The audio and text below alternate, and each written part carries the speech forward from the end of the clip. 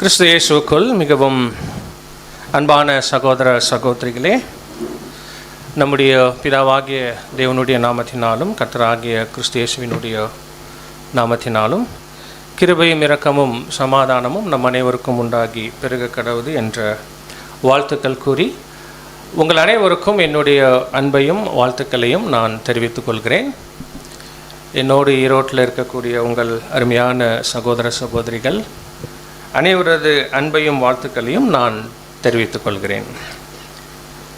அன்பானவர்களே, தேவனுடைய பெரிய கிருபை, நீடித்த தயவு, இரக்கம், சுகத்தோடு பலத்தோடு ஜீவனோடு இந்த நாளிலும் அவருடைய சமூகத்தில் அவருடைய பிள்ளைகளாக நாம் கூடி வந்திருக்கிறோம். அவரை ஆராதித்து துதித்து போற்றி பாடவும், அவருடைய மேலான வார்த்தைகளை நம்முடைய ஆவிக்குரிய ஜீவியத்தின் பிரயோஜனத்துக்காக தியானித்து நமக்கான நலமான ஆலோசனைகளை ஊக்கத்தை பெற்றுக்கொள்ளவும் நாம் கிருபை பெற்றெடுக்கிறோம். தேவன் தந்திட்ட இந்த நல்ல ஸ்லாக்கியத்திற்காக மீண்டும் ஒரு முறை இருதயத்தின் ஆழத்திலிருந்து தேவனுக்கு நம்முடைய அருமையான இரட்சகர் மூலம் நன்றிகளை துதிகளை நாம் ஏறெடுத்து கொண்டு இந்த நாளினுடைய தேவ செய்தியின் தலைப்புக்குள்ளாக நாம் கடந்து போகலாம். பிரியமானவர்களே, உங்கள் யாவரையும் உங்களுடைய ஐக்கியத்தில் முகமுகமாக சந்திப்பது ஒரு மிகப்பெரிய மகிழ்ச்சி. தேவன் செய்த இந்த மிகப்பெரிய கிருபைக்காக நான் விசேஷ நன்றிகளை தேவனுக்கு நான் ஏறெடுத்துக் கொள்கிறேன். இப்படியாக உங்கள் மத்தியில் வந்திருக்கக்கூடிய இந்த வேலையில் நாம் பேசுவதற்கு ஒரு ஆவிக்குரிய ஒரு தலைப்பை நாம் தெரிந்து கொண்டோம். தாமதியாதே, தாமதியாதே, டிலே நாட். ஆதாரமாக பிரசங்கி 5ஆம் அதிகாரம் 4ஆம் வசனம். பிரசங்கி 5ஆம் அதிகாரம் 4ஆம் வசனம். நீ தேவனுக்கு ஒரு பொருத்தனை பண்ணிக்கொண்டால் அதை செலுத்த தாமதியாதே. அவர் மூடரில் பிரியப்படுகிறதில்லை. நீ நேர்ந்து கொண்டதை செய். நீ தேவனுக்கு ஒரு பொருத்தனை பண்ணிக்கொண்டால் அதை செலுத்த தாமதியாதே. நீ நேர்ந்து கொண்டதை செய். நான் மறுபடியும் வாசிக்கிறேன். நீ தேவனுக்கு ஒரு பொருத்தனை பண்ணிக்கொண்டால் அதை செலுத்த தாமதியாதே. நீ நேர்ந்து கொண்டதை செய். அன்பானவர்களே, இந்த பாடமானது விழுந்து போன மனிதர்கள் இடத்துல அந்த விழுந்து போன சுபாவத்தினுடைய அநேக பலகீனங்களில் ஒரு பலகீனத்தை தான் நம்ம பார்க்க போகிறோம். அந்த பலகீனம் என்ன அப்படின்னா, இன்றைக்கு ஆதாமினுடைய சந்ததியாக விழுந்து போன நிலையில் இருக்கக்கூடிய மனுஷர்கள் எல்லாரிடத்துலையுமே பெரும்பாலும் இந்த ஒரு பலகீனம் இருக்கும். ஆனால் இருக்குன்னே யாருக்கும் தெரியாது. தாமதித்தல், தாமதித்தல். ஆனால் வசனம் நமக்கு சொல்லுது, நாம் என்ன பண்ணக்கூடாது? தாமதிக்க கூடாது. ஏன் தாமதிக்கக்கூடாது? அது நம்ம இந்த பாடத்தில் பார்ப்போம். தேவன் ஏன் நம்மிடத்தில் தாமதிக்காதீங்க என்று அங்கே சொல்கிறாங்க. ஸோ ஏன் நாம் தாமதிக்கக்கூடாது, அதற்கான காரணத்தை பாடத்தில் பார்ப்போம். ஒருவேளை அப்படி தாமதம் நமக்குள்ளே நடக்குது என்று சொன்னால் காரணங்கள் என்ன?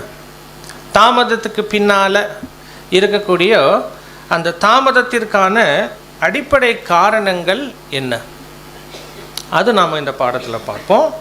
மூன்றாவது, இப்படி தாமதிப்பதனால என்ன ஆபத்து இருக்குது, அது நம்ம மூன்றாவதாக பார்ப்போம். ஒருவேளை இறுதியாக இப்படி தாமதிக்கக்கூடிய அந்த பலகீனத்தை நாம் எப்படி மேற்கொள்ளணும். பொதுவாக ஒரு சப்ஜெக்ட்னால் இப்படி ஒரு ஸ்ட்ரக்சர் இருக்கும். இதுதான் இன்று நாம் பார்க்க போகிற பாடத்தினுடைய ஒரு ஸ்ட்ரக்சர். அன்பானவர்களே,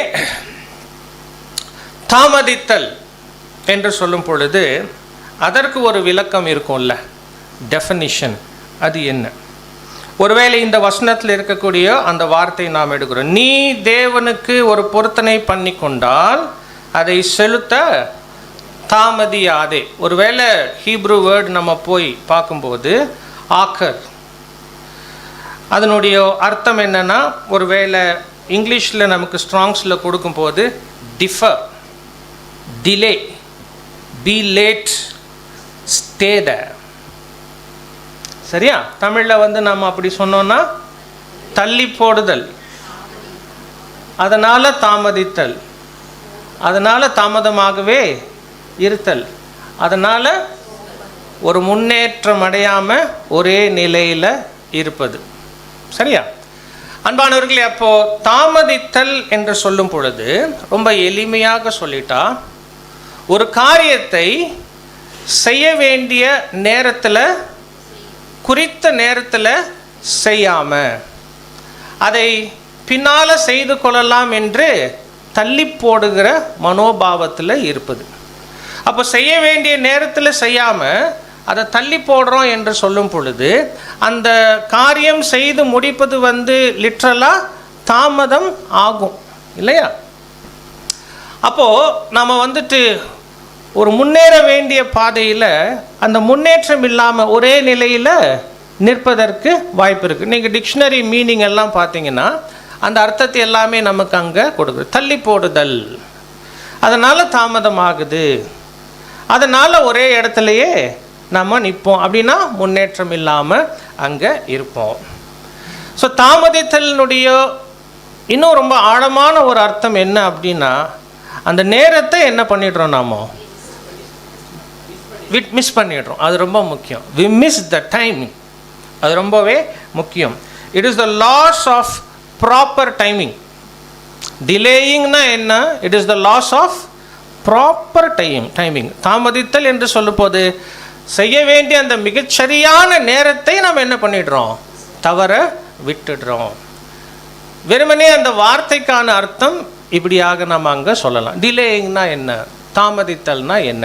ஆனால் அன்பானவர்களே, கான்டெக்ஸ்டுவலாக பார்க்கும்போது இந்த வசனத்தை நம்ம வாசித்து வசனத்தில் எந்த அர்த்தத்தில் எதை குறித்து தாமதம் வந்து அங்கே சொல்லப்பட்டிருக்குன்னா அது நமக்கு ரொம்ப சீரியஸான விஷயம்.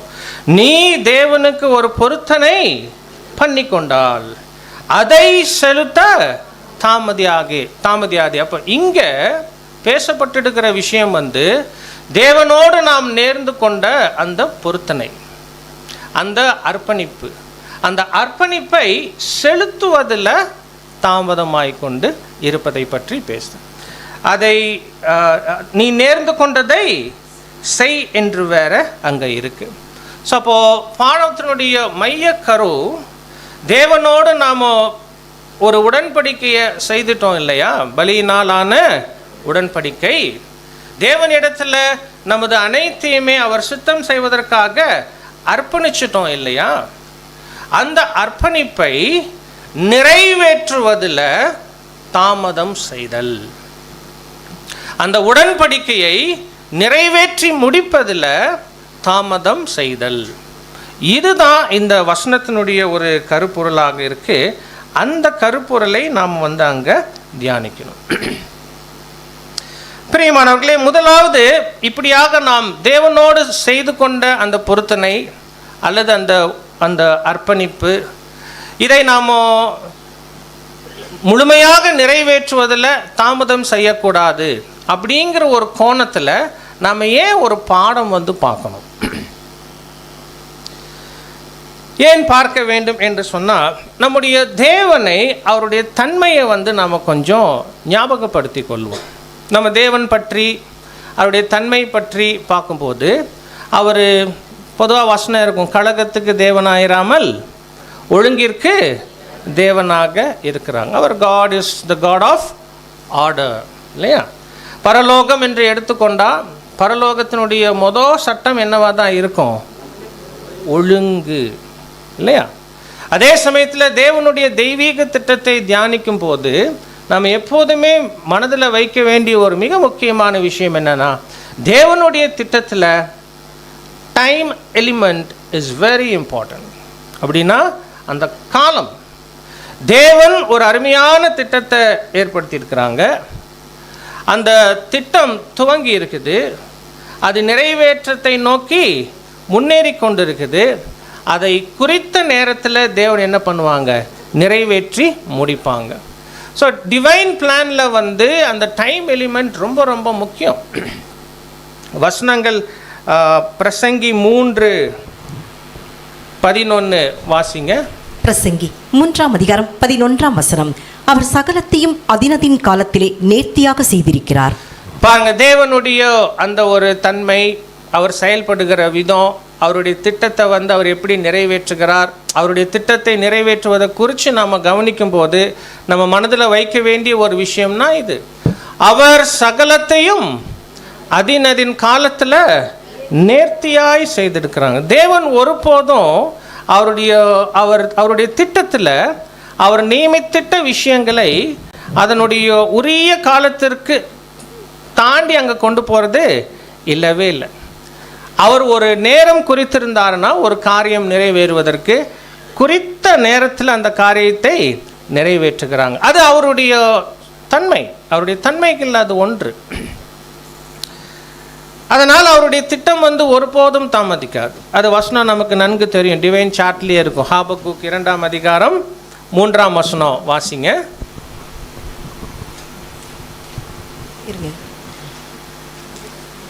ஆபகுக் 2ஆம் அதிகாரம் 3ஆம் வசனம். குறித்த காலத்துக்கு தரிசனம் இன்னும் வைக்கப்பட்டிருக்கிறது, முடிவிலே அது விளங்கும், அது பொய் சொல்லாது, அது தாமதித்தாலும் அதற்கு காத்திரு, அது நிச்சயமாய் வரும், அது தாமதிப்பதில்லை.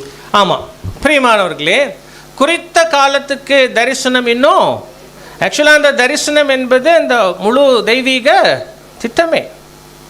குறித்த காலத்துக்கு அந்த தெய்வீக திட்டத்தை தேவன் வைத்திருக்கிறாங்க. அந்த குறித்த காலத்துக்குள்ள அது நிறைவேறும், முடிவிலே அது விளங்கும், அது பொய் சொல்லாது, அது தாமதித்தாலும் அதற்கு, ஆக்சுவலாக இந்த வசனத்தில் ஒரு வினோதம் இருக்கு இல்லையா? அது தாமதித்தாலும் காத்திரு, அது தாமதிக்குதா தாமதிக்கலையா? ஸோ அப்படி ஒரு சின்ன கேள்வி அங்கே கேட்கலாம். அப்படின்னா அது ஏன் அப்படி சொல்லணும் தேவன்? அது தாமதித்தாலும் காத்திருனா அவர் நியமித்த திட்டம் அவருடைய பார்வையில் அவர் கொஞ்சம் கூட தாமதிக்காமல் எக்ஸாக்ட் டைமில் என்ன பண்ண போகிறாங்க, நிறைவேற்ற போகிறாங்க. ஆனால் அந்த திட்டத்தை உற்று கவனித்து அதனுடைய நிறைவேறுதலை எதிர்பார்த்து இருக்கக்கூடிய நம்ம பார்வையில் சில சமயங்களில் அது எப்படி தெரியும்? ஐயோ, உங்கள் பார்வைக்கு அப்படி தெரிஞ்சாலும் ஆனால் என்ன பண்ணுங்க, காத்துருங்க, அது நிச்சயமாய் வரும், அது பொய் சொல்லாது, அது உண்மையில் தாமதிக்கிறதெல்லாம் இல்லை. ஸோ அப்போது தேவனுடைய தெய்வீக திட்டத்தையும் அவருடைய தன்மையையும் இணைத்து நம்ம பார்க்கும்போது இந்த ஒரு புரிதல் நமக்கு எப்போதுமே இருக்கணும். இவரே நம்ம ஆராதிக்கிற தேவன், அவர் ஒழுங்குக்கு தேவனாக இருந்து சகலத்தையும் அதற்கே உண்டான நேர்த்தியான ஒரு நேரத்தில் செய்து வருகிறவர். அவருடைய திட்டத்தையும் குறிப்பிட்ட நேரத்தில் நிறைவேற்றுவேன் என்று வாக்களித்து அதை நிறைவேற்றி கொண்டு இருக்கும்போது, அன்பானவர்களே, அவரை அறிந்த பிள்ளைகளாகிய நாம் இப்போது நம்முடைய வாழ்க்கையில் எப்படி வாழணும்? ஒருவேளை தேவன் நம்முடைய அர்ப்பணிப்பின் வாழ்க்கையை நம்ம எப்படி வாழணும்னு எதிர்பார்ப்பாங்க என்று சொல்லும் பொழுது, அவருடைய திட்டத்தை புரிந்தவர்களாக, அந்த திட்டம் எப்படி நிறைவேறி கொண்டிருக்குது என்பதை புரிந்தவர்களாக, அந்த திட்டத்திற்கும் அதனுடைய நிறைவேறுதலுக்கும் இசைந்த ஒரு அர்ப்பணிப்பின் ஜீவியத்தை நாம் என்ன பண்ணணும்? ஜீவிக்கணும் இல்லையா? தேவன் அவருடைய வசனங்களில் தீர்க்க தரிசனங்களை கொடுத்துருக்குறாங்க. நடக்க போகிற காரியங்கள் தான் இனிமேல் நடக்கலை, ஆனால் நடப்பதற்கு முன்னமே அவருடைய பிள்ளைகளாக இருக்கக்கூடிய நாம் அதை அறிவிக்க பெற்றெடுக்கிறோம். என்ன பர்பஸ்க்காக தேவன் தீர்க்க தரிசனங்கள் கொடுக்கணும்? நமக்கு என்ன நோக்கத்துக்காக? காரியங்கள் நடந்து நிறைவேறுவதற்கு முன்னமே நமக்கு அதை தேவன் அங்கே சொல்லணும். ஒரு பர்பஸ் இருக்கணும்ல, ஒரு நோக்கம் இருக்கணும்ல. என்ன நோக்கத்துக்காக கொடுத்துருக்குறாங்க? அவருடைய பிளானை சொல்லிட்டாங்க. அந்த பிளானில் இனிமேல் நடக்க போகிற விஷயங்களை முன்கூட்டியே நமக்கு என்ன பண்ணியிருக்கிறாங்க? அறிவிச்சிருக்கிறாங்க. என்ன பர்பஸ்க்கு இல்லையா சகோதர சகோதரிகளே? அப்போது இதுதான் அவருடைய திட்டம் என்று சொன்னான். அந்த திட்டத்தில், அந்த டைம் லைனில், அந்த காலக்கோட்டில் நாம் இங்கே தான் இருக்கிறோம் என்று சொன்னான். இதற்கப்புறம் இந்த சம்பவம் நடக்கும் என்று தீர்க்க தரிசனம் சொல்லிச்சுன்னா, அப்போது அதற்கு இசைவா என்னுடைய வாழ்க்கையை நான் என்ன பண்ணணும்? இன்னைக்கு வாழணும். அதற்கு இசைவா என்னுடைய அர்ப்பணிப்பை நான் உரிய நேரத்தில் என்ன பண்ணணும், நிறைவேற்றணும் அப்படிங்கிற ஒரு விழிப்புணர்வு, ஒரு எச்சரிக்கை உணர்வு, ஒரு கவனம் இருந்து அப்படியாக நம்முடைய அர்ப்பணிப்பை என்ன பண்ணணும், நிறைவேற்ற வேண்டும். அதற்காக தான் ஒருவேளை 2 பேதுரு 1:19 நமக்கு ரொம்ப பரிச்சயமான வசனம். வாசிங்க. 2 பேதுரு 1:19. அதிக உறுதியான தீர்க்க தரிசன வசனமும் நமக்கு உண்டு. பொழுது விடிந்து விடிவெள்ளி உங்கள் இருதயங்களில் உதிக்கும் அளவும் இருளுள்ள ஸ்தலத்தில் பிரகாசிக்கிற விளக்கை போன்ற அவ்வசனத்தை கவனித்திருப்பது நலமாயிருக்கும். அப்போ அன்பான சகோதர சகோதரிகளே, அப்போ நாம் ஏன் நம்முடைய வாழ்க்கையில் தாமதம் என்பதை எந்த விஷயத்திலையுமே அனுமதிச்சிடக்கூடாது என்று சொன்னால், தேவன் காலத்திற்குள்ள அவருடைய திட்டத்தை நிறைவேற்றுவதில் கவனமுள்ளவராக இருந்து அப்படியான திட்டத்திற்குள்ள நம்மையும் ஏற்றுக்கொண்டு நமக்கும் ஒரு வாய்ப்பு அளித்திருக்கிறாங்க என்று சொல்லும் பொழுது, அவருடைய சித்தம் நிறைவேறுவதற்காக முழுமையாக அர்ப்பணிச்சிட்ட நாம் அந்த சித்தம் நிறைவேறி கொண்டிருப்பதை உற்று கவனித்து அதற்கு இசைந்து, அப்படின்னா இங்கிலீஷில் சொல்லிட்டா இன் ஹார்மனி வித் ஹிஸ் பிளான், நம்முடைய அர்ப்பணிப்பின் ஜீவியம் அவருடைய சித்தத்துக்கும் திட்டத்துக்கும் இசைந்து பேரலாக போயிட்டு இருக்கணும். அது ரொம்ப முக்கியம். அப்போது அவர் தாமதிப்பதில் எந்த விஷயத்திலையுமே அவரை அறிந்தவர்கள், அவர் சித்தம் புரிந்தவர்கள், அதற்காகவே அர்ப்பணித்தவர்கள் எந்த விஷயத்திலையும் தாமதிக்கக்கூடாது. ரொம்ப முக்கியமாக கான்டெக்ஸ்டுவலாக சொல்லிட்டா, நம்முடைய அர்ப்பணிப்பை நிறைவேற்றுவதில் என்ன பண்ணிடக்கூடாது, அங்கே தாமதிச்சிடக்கூடாது. பாருங்கள், இப்போ நமக்கு உதாரணத்துக்கு அழகாக நாம் சொல்லுவோம், தேவனுடைய தெய்வீக திட்டத்தினுடைய கால கடிகாரமாக என்ன இருக்குது அப்படின்னு நமக்கு தெரியும். அவருடைய சொந்த ஜனம் இஸ்ரேல் இருக்கிறாங்க இல்லையா? இப்போ அந்த கடிகாரத்தில் நேரம் ரொம்ப சமீபமாக இருக்குன்னு காண்பிக்கப்பட்டிருக்குதா இல்லையா? நடக்கக்கூடிய விஷயங்களை அனுதின செய்தியில் நாம் கவனிக்கிறோம். இஸ்ரேலை சுற்றி என்ன நடக்குது, இஸ்ரேலுக்குள்ள என்ன நடக்குது, இந்த அறிவு தேவன் எதுக்காக நமக்கு கொடுக்கணும்? ஜஸ்ட் நம்மளுடைய கியூரியாசிட்டியை திருப்திப்படுத்தி கொள்வதற்கா? உலகத்துக்கு யாருக்குமே தெரியாதது, உலகத்தாருக்கு யாருக்குமே புரியாதது. ஐ நோ, எனக்கு தெரியும், இனி என்ன நடக்க போகுது தெரியும், இப்போ என்ன நடக்குது தெரியும், இனிமேலும் என்ன நடக்க போகுது தெரியும். ஜஸ்ட் ஃபார் கியூரியாசிட்டி சேக். அப்படியா? ஒரு அறிந்து கொள்ளணுங்கிற ஒரு ஆர்வத்துக்காகவா? கண்டிப்பாக கிடையாது. இஸ்ரேல் தேவனுடைய தெய்வீக திட்டத்தினுடைய ஒரு கால கடிகாரமாக இருந்துச்சுன்னா, அங்கே நடக்கக்கூடிய நிகழ்வுகள் சில விஷயங்களை நமக்கு தெளிவாக உணர்த்துச்சுன்னா, தேவ திட்டத்தில் நாம் எங்கே இருக்கிறோங்கிறத தெளிவாக உணர்த்துச்சுன்னா, இதை பார்க்கக்கூடிய நாம நேரமாயிடுச்சு. நம்முடைய மீட்பு சமீபம் முன்பு எப்போதை பார்க்க என்ன எடுக்குது, சமீபமாக எடுக்குது. we are left with no time. நமக்கு பெரிய அளவுக்கு காலம் இல்லை. அப்போது காலம் இல்லைன்னு தெரியும் போது இருக்கிற காலத்தை என்ன பண்ணணும், சரியாக பிரயோஜனப்படுத்திக்கணும். எதுக்காக பிரயோஜனப்படுத்திக்கணும்? To fulfil our consecration wow. சகோதரர் ஜெபிக்கும் போது அங்கே சொன்னாங்க, ஜெபத்தில் அந்த விண்ணப்பம் வருவது ரொம்ப விசேஷம். எங்களுடைய அழைப்பையும் தெரிந்து கொள்ளுதலையும் உறுதி செய்து கொள்வதற்கு தேவன் இடத்துல நாம் உதவி கேட்பது. பிரியமானவர்களே, அப்போ அன்பானவர்களே, எதற்காக நாம் தாமதிக்கக்கூடாது? ரொம்ப முக்கியமாக நம்முடைய கான்சக்ரேஷன் பாயிண்டில் பார்க்கும்போது தேவனுடைய தன்மையாக அங்கே இருக்கு. இப்போது இன்னொரு முக்கியமான விஷயத்தை கூட நாம் புரிந்து கொள்வது அவசியம். மனுக்குலத்துக்கான தேவ திட்டமோ அந்த திட்டத்தை நிறைவேற்றுவதில் தேவனுடைய தன்மையும் நாம் புரிஞ்சிட்டோம். அதே போல் இந்த அழைப்புக்குள்ளே வந்திருக்கக்கூடிய நம்ம ஒவ்வொருத்தருடைய வாழ்க்கைக்கும் ஒரு சின்ன ஒரு திட்டம் அங்கே இருக்கா இல்லைங்களா? இருக்குது, கண்டிப்பாக இருக்குது. இப்போ நம்முடைய கான்சக்ரேட்டட் லைஃப் எடுத்துட்டா, அர்ப்பணிக்கப்பட்ட நமது வாழ்க்கை எடுத்துக்கொண்டோன்னா கூட இந்த வாழ்க்கைக்கும் அந்த டைம் எலிமெண்ட்டுக்கும் கூட மிகப்பெரிய ஒரு தொடர்பு இருக்குது இல்லையா? அதில் எதுவுமே தாமதம் ஆகக்கூடாது. ஃபார் எக்ஸாம்பிள் நம்ம சொல்கிறோம், அடிப்படை வகுப்புகள் கேட்டோம், தாமதிச்சிருந்தா கான்சக்ரேஷனுக்குள்ளே வந்திருப்போமா, வந்திருக்க மாட்டோமா?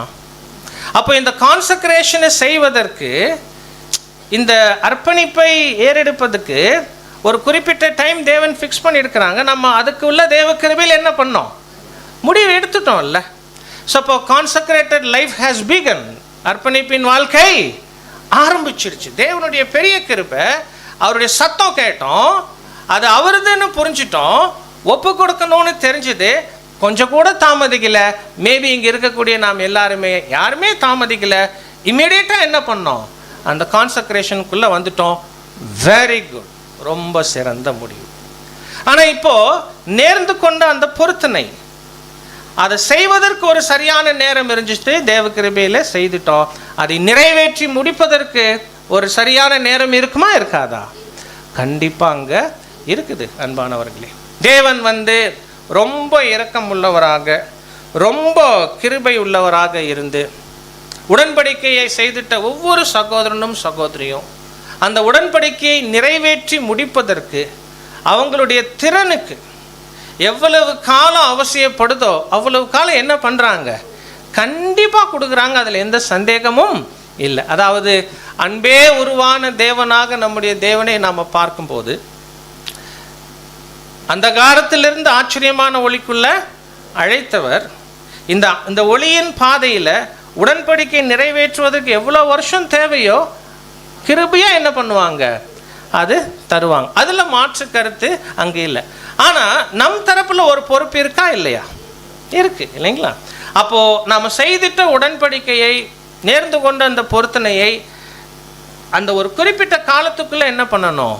செய்து முடிக்கணும். இப்போ ரொம்ப முக்கியமான ஒரு புரிதல் நமக்கு இருக்க வேண்டிய ஒரு விஷயம், நம்ம கான்சக்ரேஷனை ஃபுல்ஃபில் பண்ணுறதில்ல, நம்ம பொருத்தனையை செய்து முடிப்பதில் நமக்கு இருக்க வேண்டிய ஒரு மிக முக்கியமான புரிதல். நான் கேள்வியாக கேட்க விரும்பலை, பட் மாறாக நாமே அங்கே சொல்லிடுறோம். கண்டிப்பாக நாம் உடன்படிக்கைக்குள்ளே பிரவேசிச்சிட்டோம். ஆனால் அந்த உடன்படிக்கையை நிறைவேற்றி முடிப்பதற்கு நேரம் என்று சொல்லும்போது நான் சொல்வதை நீங்கள் ஏற்றுக்கொள்வீங்கன்னு நான் நம்புகிறேன். அது நிச்சயம் நம்முடைய மரணம் பாயிண்டில் இல்லை அப்படிங்கிறது புரிஞ்சுக்குவீங்களா இல்லையா? அதாவது என்ன சொல்லலாம், நம்மளுடைய உடன்படிக்கை நிறைவேற்றுவதற்கு எது வரைக்கும் நம்ம காத்திருக்கக்கூடாது. அப்போ எப்போ நிறைவேற்றிடணும்? அதுக்கு ரொம்ப நன்றி. ஏன் அப்படி முன்னாடி?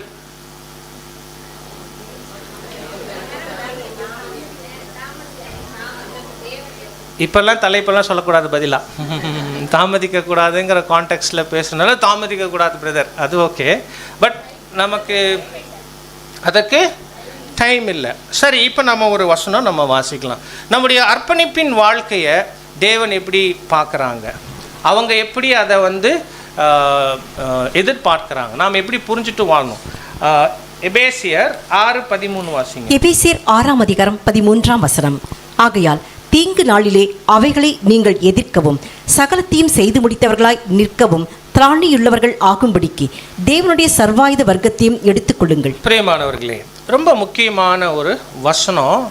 அதில் இருக்கக்கூடிய சில வரிகள் ரொம்ப முக்கியம் நமக்கு. பாருங்களேன், ஆகையால் தீங்கு, அதாவது சர்வாயுத வர்க்கத்தை நம்ம தரிப்பிச்சு கொள்ளணும், அதனுடைய அவசியத்தை சொல்லும்போது நமக்கு ரொம்ப ரொம்ப ரகசியமாக ஒரு பாயிண்ட் அங்கே இருக்கும். என்னென்னா, தீங்கு நாளில் அவைகளை நீங்கள் எதிர்க்கவும் சகலத்தையும் செய்து முடித்தவர்களாய் நிற்கவும் திராணியுள்ளவர்களாகும் படிக்க நீங்கள் என்ன பண்ணுங்க? சர்வாயுத வர்க்கத்தை எடுத்துக்கொள்ளுங்க. ஆனால் இந்த வசனத்தில் ஒரு நியூ கிரியேச்சருடைய கான்சக்ரேட்டட் லைஃப்பை அதனுடைய டைம் லைனில் நம்ம புரிஞ்சுக்கிறதுக்கு வாய்ப்பு இருக்குது. அந்த ரெண்டு வார்த்தை என்னென்னா, சகலத்தையும் செய்து முடிப்பது, இன்னொன்று அந்த நிலையில் நிற்பது. அது கண்டினியூஸாக வந்துடுது, ஒரு ஃப்ளோவில் வந்துடுது வசனத்தில். ஆனால் வெரி இம்பார்ட்டன்ட் பாயிண்ட் அது. சகலத்தையும் செய்து முடித்தவர்களாய் அப்படின்னா சகலத்தையும் செய்து முடிப்பது நம்ம வாழ்க்கையில், அர்ப்பணிப்பின் வாழ்க்கையில் ஒரு பார்ட் ஆஃப் டைம் பீரியட். கண்டிப்பாக சாவுறதுக்கு அந்த கடைசி நிமிடத்தில் இல்லை, புரியுதுங்களா? ரொம்ப முன்னாடி, உங்களால் எவ்வளோ முன்னாடி பண்ண முடியும் பண்ணுங்க. அதுதான் 7ஆம் தூதனுடைய வார்த்தை. சகலத்தையும் செய்து முடிப்பது ஒரு காலப்பகுதினா, செய்து முடிச்சிட்ட நிலையில் நிற்பதுங்கிறது இன்னொரு காலப்பகுதி. இதுக்கு மேலே ஒரு காலப்பகுதி இருக்குது, நான் போடலை, குழம்பிடுவோம். புரியுதுங்களா? இந்த பாடத்துக்கு இது தெரிஞ்சிட்டா போதும். ஆனால் இதனுடைய அர்த்தம் என்ன? சகலத்தையும் செய்து முடித்தல் என்பது, ஒருவேளை நமக்கு முன்பு இலக்காக நாம் எதை புரிஞ்சிருக்கிறோம், நமது ஆண்டவருடைய அந்த சாயல் இல்லையா? ஸோ கர்த்தர் இயேசுனுடைய சாயல், அவரிடத்தில் நம்ம பார்த்துட்ட குணலட்சணங்கள், சுருக்கமாக சொன்னால் அந்த பூரண அன்பு இல்லையா?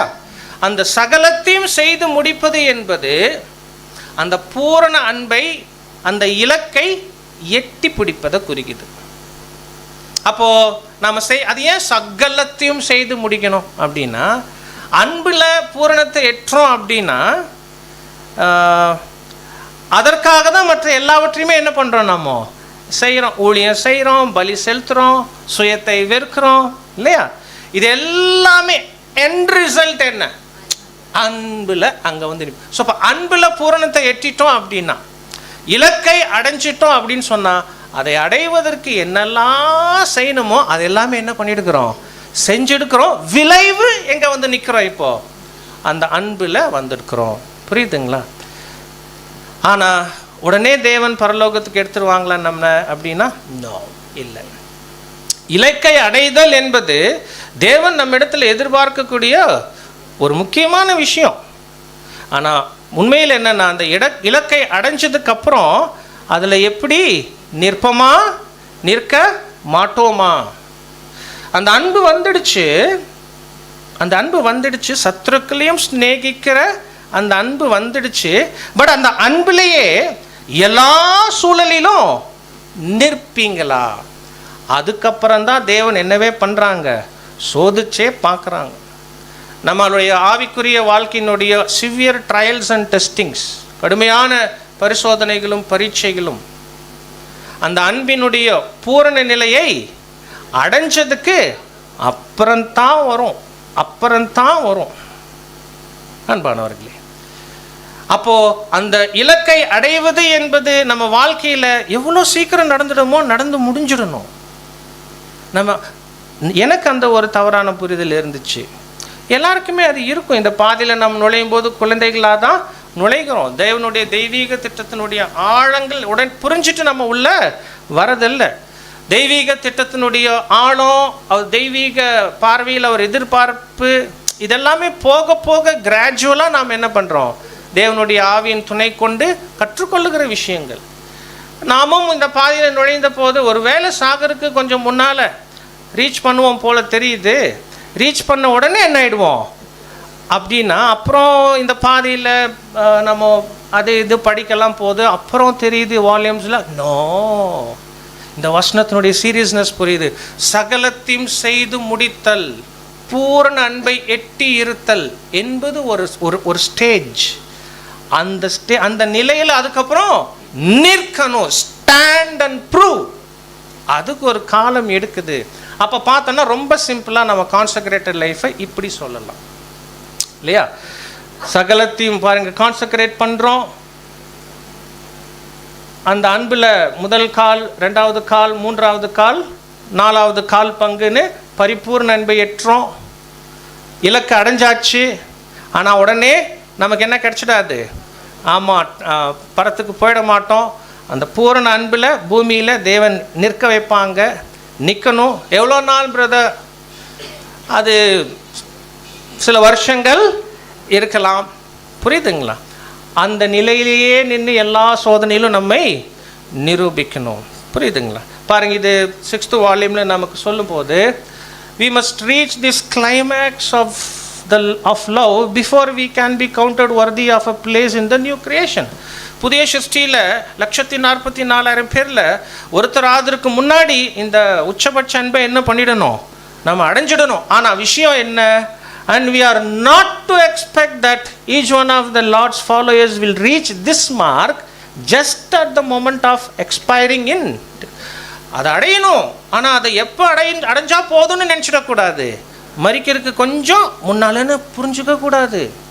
நெக்ஸ்ட்டு, quite the contrary, அதற்கு முரணாக, we are to expect to reach it as early as possible. எவ்வளோ சீக்கிரம் நம்முடைய வாழ்க்கையில் வேற மாதிரி, எவ்வளோ சீக்கிரம் என் வாழ்க்கையில் நான் அந்த பரிபூர்ண அன்பை அடைய முடியுமோ அடைய வேண்டும் என்பது தேவனுடைய சித்தம். அப்படின்னு சொல்லி ஒவ்வொருத்தரும் ரொம்ப ஸ்பீடாக அந்த இலக்கை நோக்கி முன்னேறணும். And then to remember the words of the apostle having done all stand. அந்த நிலைக்கு வந்ததுக்கப்புறம் அப்போஸ்தல் சொன்னதை ஞாபகத்தில் வைக்கணும். அந்த இடத்துல நம்ம நிலைத்து நின்று சோதனைகளின் மத்தியில் நம்மை நிரூபிக்க வேண்டியது அவசியமாக இருக்குது. நெக்ஸ்ட்டு we require, ஏன் நிற்கணும்? அதான் இலக்கை அடைந்தாயிற்றே, அந்த நிலையில் ஏன் நின்று நிரூபிக்கணும்? we require testings in love after we have reached the mark. மன்னிச்சிடுங்க, நான் தமிழில் போட்டு வர்றதுக்கு நேரம் இல்லை, ஆனால் அது முழுக்க தமிழில் நம்ம சொல்லிடுறோம். So we require testing in love after we have reached the mark. பாருங்கள், அந்த அன்பில் நிற்போமா நிற்க மாட்டோமா, அதுக்கப்புறம் தான் அதுக்கான சிவியர் டெஸ்டிங்ஸ் இருக்குது. ஸோ நம்ம என்ன சொல்ல வரோன்னா அன்பானவர்களே, பாருங்கள், இப்போ ஒரு நியூ கிரியேச்சருடைய லைஃப் இப்படி தேவன் பிளான் பண்ணியிருக்கிறாங்க. ஒரு சின்ன கேள்வி நான் கேட்குறேன், சும்மா நீங்கள் கேஷுவலாகவே சொல்லலாம். தேவன் பார்த்தாரு ஒருத்தரை கான்சக்ரேட்டடை, அவர் அந்த சாயல் வரவும் இல்லை, ஒருவேளை வந்தார், ஆனால் வந்த நிலையில் தன்னை நிரூபிக்க தவறிட்டார். டக்குன்னு என்ன பண்ணுவார் அவர் தேவன்? நான் ரொம்ப எளிமையாக, அவர் சபையாக தன்னை நிரூபிக்கலை, உடனே என்ன பண்ணுவார் அவரை தேவன்?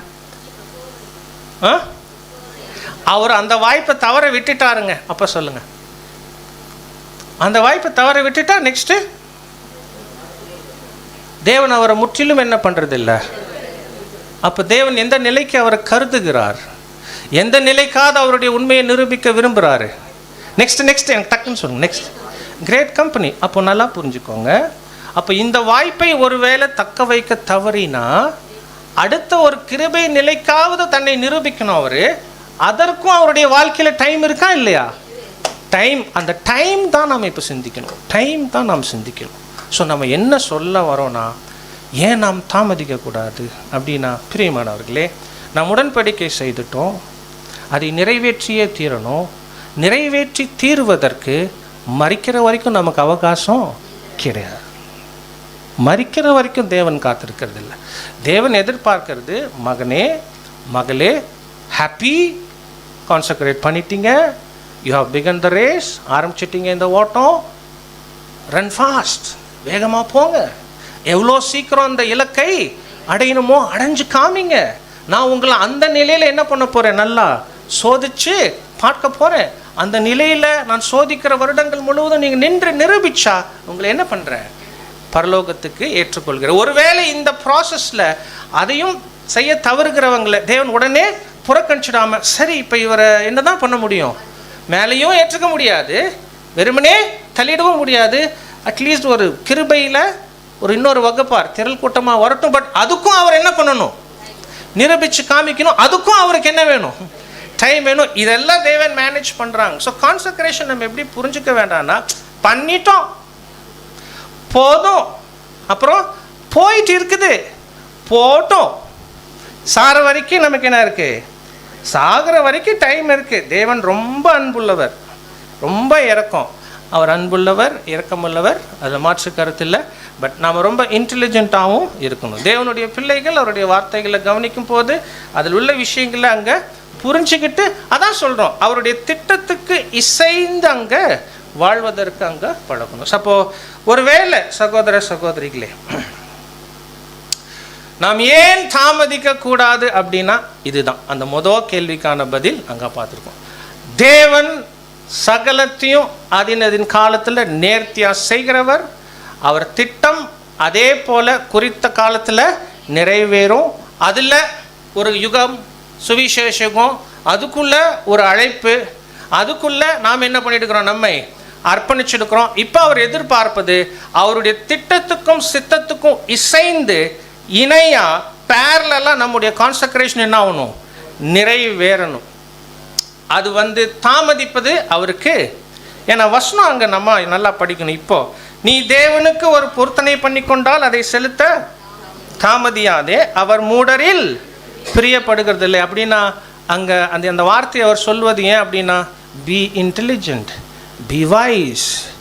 தேவனுடைய பிள்ளைகளாக அவருடைய வார்த்தைகளினால் உணர்த்தப்பட்ட அந்த வேத வசனங்களில் இருந்து பெற்றுக்கொள்ளுகிற அறிவுனால் வழிநடத்தப்படுகிறவர்களாக இருந்து ஞானமுள்ளவர்களாக நடந்து அவர் சித்தத்துக்கும் திட்டத்துக்கும் இசைந்து அர்ப்பணிப்பை துரிதமாக நிறைவேற்றுவதற்கு முயற்சி படணும்.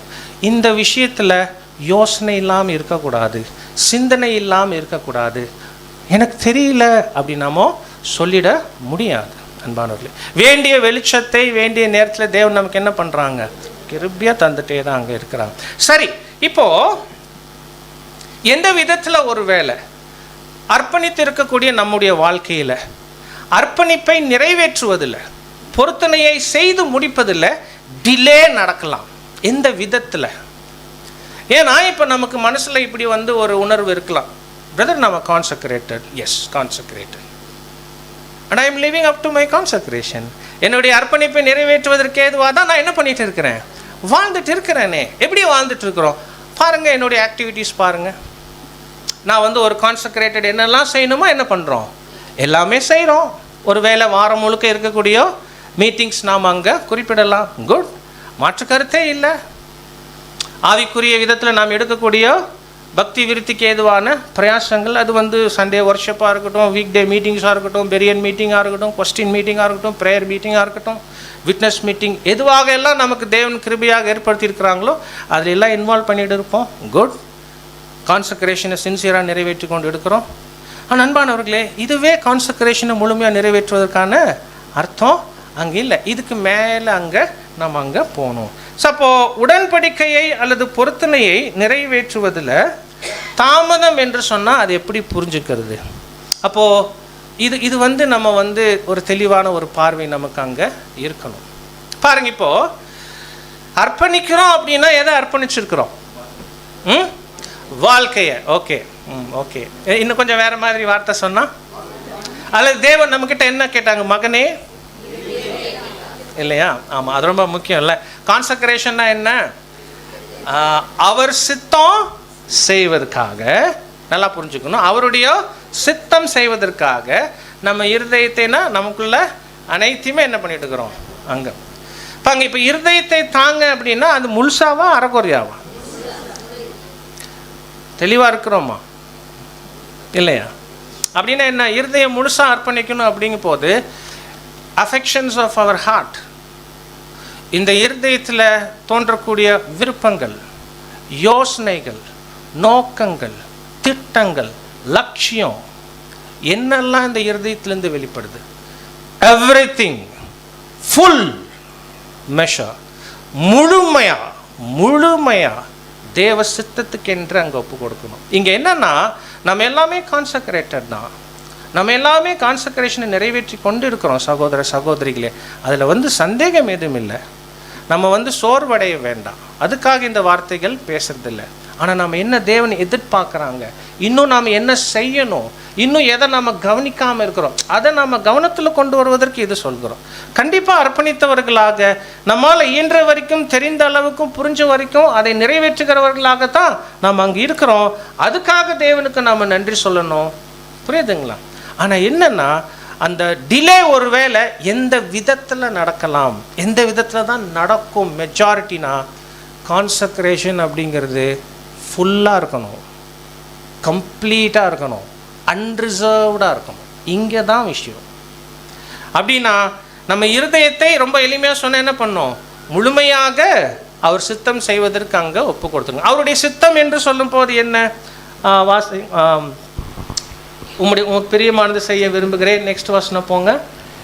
1 தெசலோனிக்கேயர் 4:3 நீங்கள் பரிசுத்தம் உள்ளவர்கள் ஆக வேண்டும் என்பதே தேவனுடைய சித்தமாயிருக்கிறது. ஆமாம், பாருங்க, இப்போ தேவ சித்தம் செய்வதற்காக இந்த இருதயத்தை முழுவதுமாக அர்ப்பணிச்சிருக்கிறோங்க போது அவர் சித்தமோ நாம் எப்படி ஆகணும்? பரிசுத்தம் உள்ளவர்கள் ஆக வேண்டும். இப்போ பாருங்களேன், இப்போ கான்சக்ரேஷனில் டிலேனா என்னன்னா அன்பானவர்களே, இதுதான் டிலே. என்ன டிலே அப்படின்னா, அந்த பரிசுத்தமாகுதலுக்கு ஏதுவாக நம்மை முழுமையாக அர்ப்பணிச்சிருப்பதில் குறை, அந்த முழுமையாக அர்ப்பணிப்பதில் தாமதம் பண்ணிட்டு இருக்கோம். பட் ஏதோ ஓரளவுக்கு என்ன பண்ணிட்டு இருப்போம்? செய்துட்டு இருப்போம். அதில் மாற்று கருத்தே இல்லை. நம்ம ஓரளவுக்கு செய்து கொண்டிருப்போம், ஓரளவுக்கு நிறைவேற்றி கொண்டிருப்போம், ஓரளவுக்கு பக்தியில் விருத்தி ஆகி கொண்டிருப்போம், ஓரளவுக்கு பரிசுத்தமாயிட்டு இருப்போம். But not in the fullest sense. அப்படின்னா எந்த அளவுக்கு தேவன் எதிர்பார்க்குறாங்களோ அந்த அளவுக்கு. அப்படின்னா உண்மையே முழுமையாக அர்ப்பணித்தவர்களாக அங்கே இருக்கணும். அந்த ஃபுல் கான்சக்ரேஷன், அந்த கம்ப்ளீட் கான்சக்ரேஷன் தான் நம்மளுடைய விருப்பமாக அங்கே இருக்கணும். எந்த விதத்துலேயும் நம்ம வந்து அறக்குறையாக அங்கே கொடுப்பது அங்கே இல்லை. அப்படின்னா அன்பானவர்களே, வேறு எப்படியெல்லாம் சொல்லலாம் அப்படின்னா, இந்த பரிசுத்தமாகுதலுக்கு அது முழுமையாக நமக்குள்ளே நிறைவேறும் என்று சொன்னால் நம்ம என்ன சொல்லலாம்னா, இப்போ உதாரணத்துக்கு பாருங்களேன், நம்முடைய பலகீனங்கள் நம்ம இடத்துல இருக்கா இல்லையா? இப்போ இந்த பலகீனங்களை அன்பானவர்களே மேற்கொள்ள வேண்டும் என்பது நமக்கு அங்கே புரியுது. பட் எந்த எந்த வேகத்தில் அதை மேற்கொள்ளுகிறவர்களாக அங்கே இருக்கிறோம். இப்போ ஃபார் எக்ஸாம்பிள், நமக்கு பலகீனம் ஒன்று கான்சன்ட்ரேட் பண்ணும்போது இருக்குன்னு வைங்களேன். ஒருவேளை கோபப்படுதல் பொதுவாக சொல்லக்கூடிய ஒரு பலகீனம் தான். இந்த கோபப்படுதலை எவ்வளவு துரிதமாக மேற்கொள்வதற்கு முயற்சித்திருக்கிறோம், அல்லது கான்சன்ட்ரேட் பண்ணும்போது எனக்கு அது வீக்னஸ் தான், அதே வீக்னஸ் எனக்கும் இன்னுமே இருக்குன்னா, இப்போது கோபம் என்ற அந்த ஒரு பலகீனத்தை போராடி ஜெயிப்பதற்கு எவ்வளோ வருஷம் எடுத்துக்கொண்டு இருக்கிறோம். இங்கே இந்த ரீதியில் தான் நம்ம என்ன பண்ணுறோம், கான்சன்ட்ரேஷனை டிலே பண்ணுறது. புரியுதுங்களா? அப்படின்னா நம்முடைய பலகீனங்களை மேற்கொள்ளுவதில் ஒரு துரித மனப்பான்மை காண்பிக்காம, நமக்கு பலகீனங்கள் எதுவாக இருந்துட்டாலும் எவ்வளவாக இருந்துட்டாலும் அதை வந்துட்டு ரொம்ப காலத்துக்கு நம்ம வாழ்க்கைக்குள்ளே அனுமதிச்சுட்டே இருக்கிறோம் அப்படின்னா, பலகீனத்தை மேற்கொள்வதில் தேவன் எதிர்பார்க்கக்கூடிய வேகம் இல்லைன்னா, we are delaying our consecration. முழுமையாக அவர் சித்தம் பரிசுத்தம் உள்ளவர்கள் ஆக வேண்டும் என்பது நம்ம வாழ்க்கையில் நிறைவேறுவதற்கு தாமதிக்கிறவர்களாக அங்கே இருக்கிறோம். ஏன்னா பலகீனத்தை என்ன பண்ணலை, நாமோ வேண்டிய அளவுக்கு துரிதமாக அதை மேற்கொள்ளலை. ஒருவேளை இது வந்து புரியணும்னா ப்ராக்டிக்கலாக கொஞ்சம் யோசித்து கொள்ளுங்கள். கான்சன்ட்ரேட் பண்ண சமயத்தில் உங்களுக்குள்ளே இருந்த மிகப்பெரிய வீக்னஸஸ் என்று எதெல்லாம் நீங்கள் பார்த்தீங்க. நெக்ஸ்ட், அந்த வீக்னஸஸில் பலகீனங்களை எத்தனை பலகீனங்களை ஆஸ் ஆன் டேட் மேற்கொண்டுக்கிறோம், அல்லது எத்தனை பலகீனங்கள் இன்னும் மேற்கொள்ளப்படாமல் இருக்குது. இப்போ மேற்கொள்ளப்படாத பலகீனங்கள் எவ்வளோ வருஷம் மேற்கொள்ளப்படாமல் இருக்குது. Just think. அப்போது ஐயோ நிறைய பலகீனம் அப்படியே தான் மெயின்டைன் ஆகிட்டு இருக்குது பிரதர். இன்னும் நான் அது பிரதர் நான் நல்லா போராடுறேன், ஆனால் காலையிலேருந்து நைட் வரைக்கும் நல்லா போராடுறேன் பிரதர், அப்புறம் தூங்கிடுறேன், காலையில் எழுந்திரிச்சு மறுபடியும் போராடுறேன். புரியுதுங்களா? அப்படியே தான் நான் 10 வருஷமாக என்ன பண்ணிகிட்டு இருக்கேன் பண்ண. ஸோ இங்கே வந்து சாங்க்டிஃபிகேஷன் அங்கே ஃபுல்ஃபில் ஆகல, பரிசுத்தமாகுதல் பூரணமாகல. ஸோ அப்போ அங்கே ஒரு டிலே நடக்குது. நம்ம பரிசுத்தமாகுதலை பூரணப்படுத்துவதற்கு அங்கே ஒரு தாமதிக்கிறவர்கள் ஆகும். நெக்ஸ்ட் நாம் என்ன சொல்லலாம் அப்படின்னா, கீழ்ப்படிதல். அதற்கு ஏதுவாக கீழ்ப்படிதல். இப்போ கீழ்ப்படிதல் கூட தேவன் எப்படி எதிர்பார்க்குறாங்க, ரீப்ரிண்டில் 1642 ரொம்ப சொல்லும்போது full and hearty obedience of mind. தேவன் எதிர்பார்க்குறது என்னென்னா முழுமையான இருதயபூர்வமான கீழ்ப்படிதல் வந்து எதிர்பார்க்குறாங்க. நம்ம கீழ்ப்படுகிறவர்களாக இருக்கிறோம், பட் அந்த ஃபுல் ஹார்ட்டி ஒபீடியன்ஸ் வந்து நம்மக்கிட்ட எந்த அளவுக்கு வந்துடுக்குது. ஒருவேளை அதுக்கு இன்னும் தாமதிக்கிறவர்களாக இருந்தோன்னா அதுதான் தாமதம். அந்த விதத்தில் தான் நம்ம வந்து அங்கே தாமதம் பண்ணுறோம். நெக்ஸ்ட்டு நாம் என்ன சொல்லலாம், நம்முடைய சுபாவ மாற்றம். வசனம் இருக்கு இல்லைங்களா, மகிமையின் மேலே மகிமை அடைஞ்சு அப்புறம் என்ன ஆகுங்க, அது என்னது மறுரூபம் ஆகிறதுங்கிறது என்ன, ஃபைனலாக உயிர்த்தெழுதலில் பங்கெடுக்கிறது. ஆனால் அதுக்கு முன்னால் என்ன நடக்கணும், நமக்குள்ள மகிமையின் மேலே மகிமை அடைஞ்சு. என்ன அர்த்தம் சொல்லலாம் அதுக்கு அப்படின்னா, குணலட்சண வளர்ச்சியில் ஒரு ஸ்டேஜில் இருந்து அப்புறம் அடுத்த ஸ்டேஜுக்கு முன்னேறுகிறோம். பாருங்கள், அப்போ நமக்குள்ள டிரான்ஸ்ஃபர்மேஷன், சுபாவ மாற்றம், குணலட்சணத்தில் வளர்ச்சி, கேரக்டர் டெவலப்மெண்ட் என்பது அது ஒரு நிலையிலிருந்து இன்னொரு நிலைக்கு என்ன ஆகணும், முன்னேறி கொண்டே இருக்கணும். அது எவ்வளோ ஸ்டேஜஸ் கிராஸ் பண்ணணும் நமக்கு தெரியாது.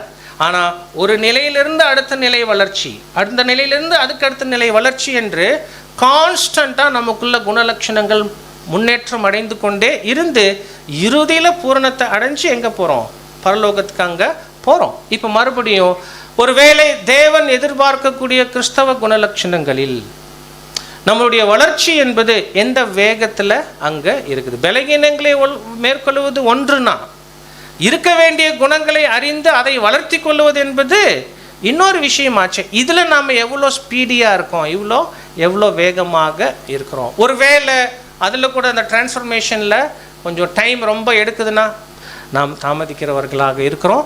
அந்த ரீதியில் சகோதர சகோதரிகளே, ஒருவேளை ஆவியின் கனிகள் என்று நமக்கு மனப்பாடமாக தெரியும் வசனத்திலிருந்து. அந்த கனிகளில் எத்தனை கனிகள் இன்னைக்கு நமக்குள்ள பெரிய அளவுக்கு வேரூன்றி இருக்குது. அடுத்த கனியில் வேரூன்றுவதற்கு எவ்வளோ வேகமாக முன்னேறி கொண்டு இருக்கிறோம். இந்த அளவுக்கு நம்முடைய மனதை அதற்கு நாம் செலுத்துகிறோமா? ஒருவேளை அது நம்ம செய்யலை, அந்த டிரான்ஸ்ஃபர்மேஷன் ஸ்லோவாகுதுன்னா, ஸ்லோவாக தான் இருக்குது அப்படின்னா we are delaying, நம்ம தாமதிக்கிறோம். அல்லது தேவன் இந்த பாதையில், அர்ப்பணிப்பின் பாதையில் நமக்கு சில பொறுப்புகள் கடமைகளை கொடுத்துருக்குறாங்களா இல்லையா? ஆமாம். இந்த பொறுப்புகள் கடமைகளை ரெண்டாக பிரிச்சுக்கலாம். ஒன்று டெம்போரல்னு சொல்லலாம், இன்னொன்று ஸ்பிரிச்சுவல்னு சொல்லலாம். அப்படின்னா இந்த பூமிக்குரிய வாழ்க்கையில் நாம் நிறைவேற்ற வேண்டிய கடமைகள் இருக்குது, பொறுப்புகள் இருக்குது. அதே போல் ஆவிக்குரிய வாழ்க்கையில் நிறைவேற்ற வேண்டிய கடமைகள் இருக்குது, பொறுப்புகள் இருக்குது. Responsibilities and duties on our shoulders தேவன் வைத்திருக்கிறாங்க. கர்த்தர் இயேசு வந்திருக்கிறாங்க 2ஆம் வருகையில். பிரதான அறுவடையாளன் அவருடைய தேவனுடைய மணிகளை கூட்டி சேர்த்து கொண்டு இருக்கிறார். நீங்கள் நான் ஃபெலோ ரீப்பர்ஸ், அவரோடு சேர்ந்து உடன் அறுவடை வேலையாட்களாக இருக்கிறோம். செய்ய வேண்டிய வேலை இருக்குது, ஈடுபட வேண்டிய வேலை இருக்குது, பிரயாசம் இருக்குது. ஒருவேளை விட்னஸிங் ஒர்க்கா, ஹார்வெஸ்ட் ஒர்க்கில் எந்த டிபார்ட்மெண்ட்டாக வேணால் இருக்கட்டும், எந்த பொறுப்பாக வேணால் இருக்கட்டும்.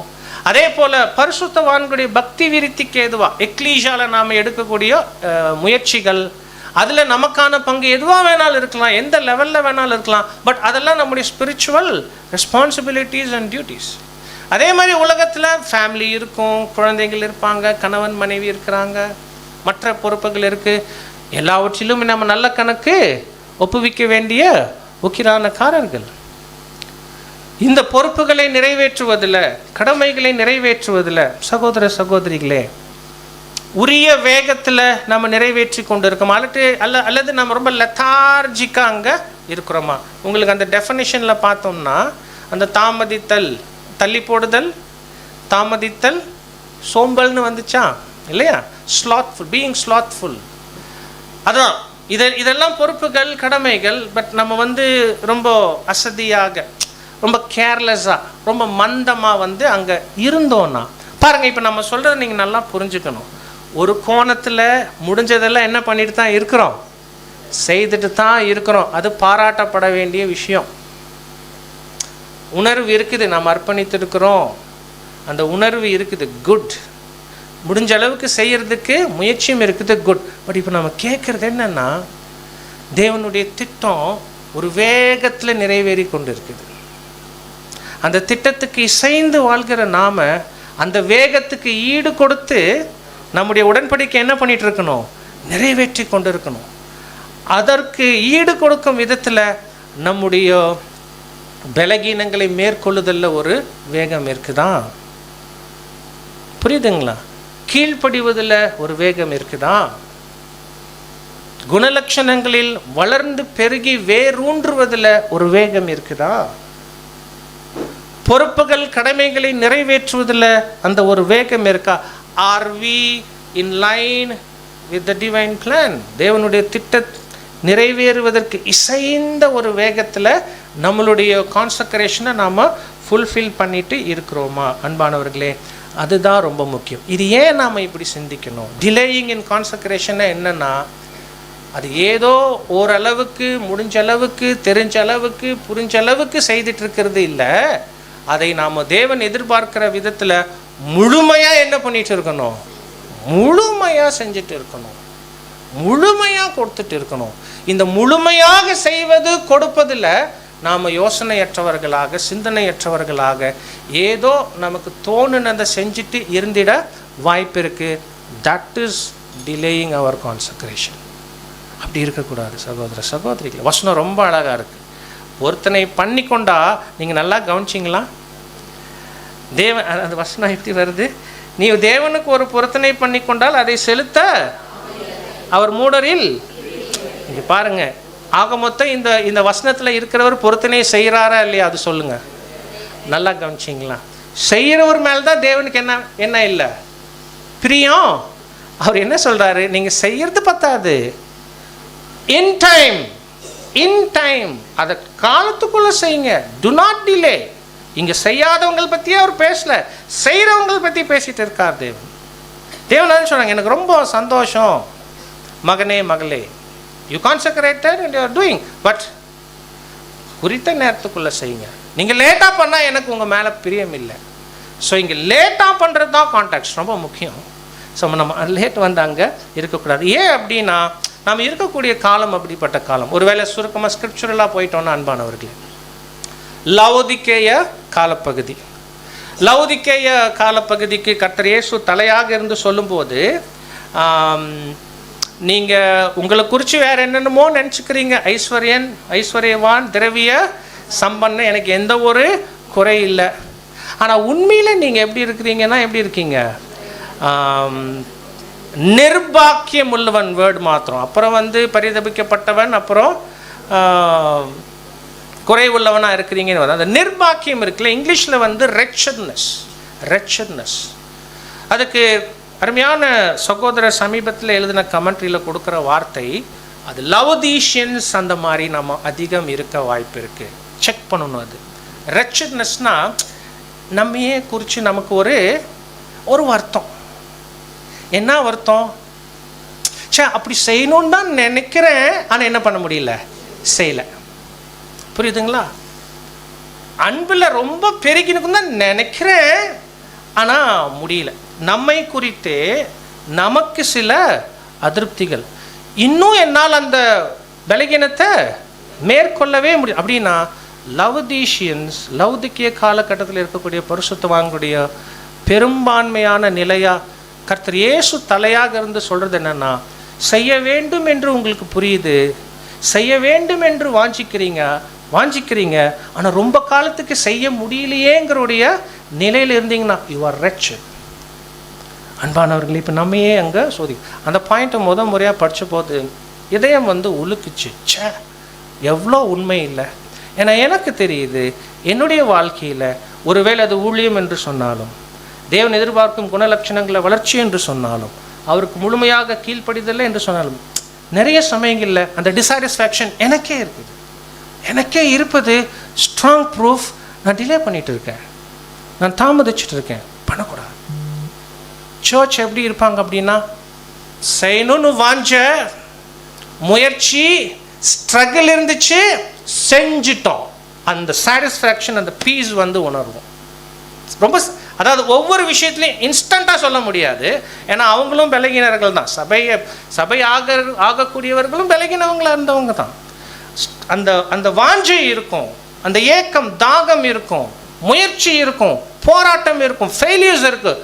But not for long. ரொம்ப காலத்துக்கு மல்லு கட்டிகிட்டு இருக்க மாட்டாங்க.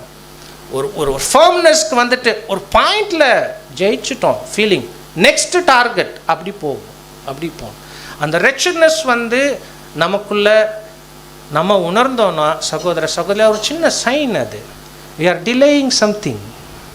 இன்னும் நம்ம சில விஷயங்களில் முடிவெடுக்கலை, உறுதி ஆகலை, தாமதிச்சுட்டு கான்சக்ரேஷனை முழுமையாக நம்ம அந்த பலிபீடத்தில் எரியறதுக்கு, சாம்பல் ஆகிறதுக்கு நம்ம நேரம் எடுத்துக்கொண்டு இருக்கிறோம்.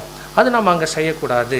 பாருங்கள், இப்போ வசனங்கள் சில கோட்ஸ் நம்ம பார்க்கும்போது, to give the heart to the lord, கர்த்தருக்கு நம்ம இருதயத்தை கொடுப்பது என்பது means a full consecration of the will.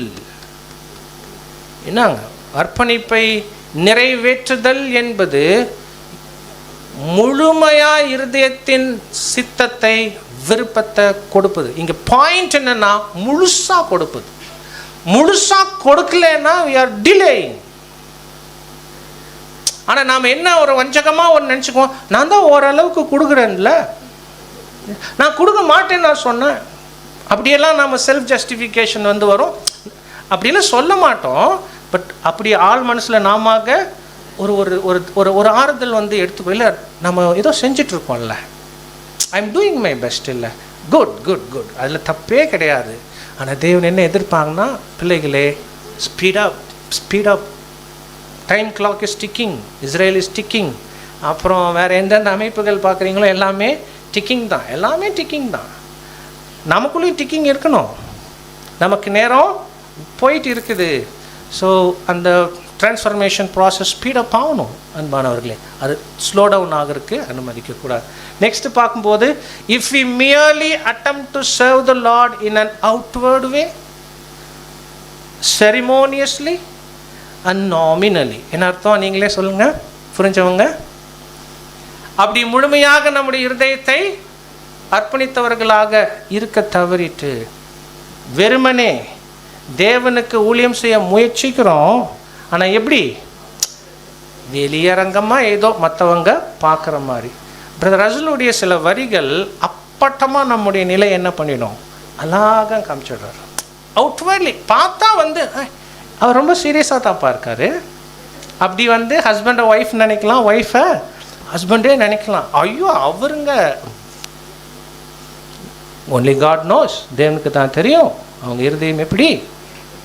இருதயத்தில் அந்த கான்சக்ரேஷன் குறித்து அவங்க எவ்வளோ சீரியஸாக இருக்காங்க, இருதயத்தில் வீக்னஸஸை ஓவர் கம் பண்ணுறதுல எவ்வளோ உறுதியாகவும் தீவிரமாகவும் இருக்கிறாங்க, இந்த அளவுக்கு அவங்களுடைய திறனுக்கும் மேலே தேவ கிருபையில் கேரக்டரை வளர்த்தி கொண்டு இருக்கிறாங்க, எந்த அளவுக்கு they are very sincere towards தேவன் கொடுத்த டெம்போரல் ரெஸ்பான்சிபிலிட்டி, ஸ்பிரிச்சுவல் ரெஸ்பான்சிபிலிட்டி. தேவன் எக்லீஷாவில் பிரதர்ஸ் அண்ட் சிஸ்டர்ஸ் மூலமாக அவங்க மத்தியில் கொடுத்த ஒரு சின்ன வேலை, சின்ன பொறுப்பு எவ்வளோ சின்சியராக எடுக்கிறோம். அது நம்முடைய பெஸ்ட்டு கணக்கு கொடுக்கறதுக்கு எந்த அளவுக்கு அட்டன்டிவாக இருக்கிறோம் ஒன்லி தேவனுக்கு தான் தெரியும். ஆனால் வெளியரங்கமாக பார்க்குறதுக்கு ஏதோ ஒரு மாதிரி நம்ம இருந்துட்டு இருக்கலாம். இன்னொன்று சொல்லும்போது என்ன சொல்கிறாரு, எப்படி கூட நிறைவேற்ற வாய்ப்பு இருக்குது. செரிமோனியஸ்லினா அப்படின்னு என்ன சொல்லாங்க, சரியான தமிழ் வார்த்தை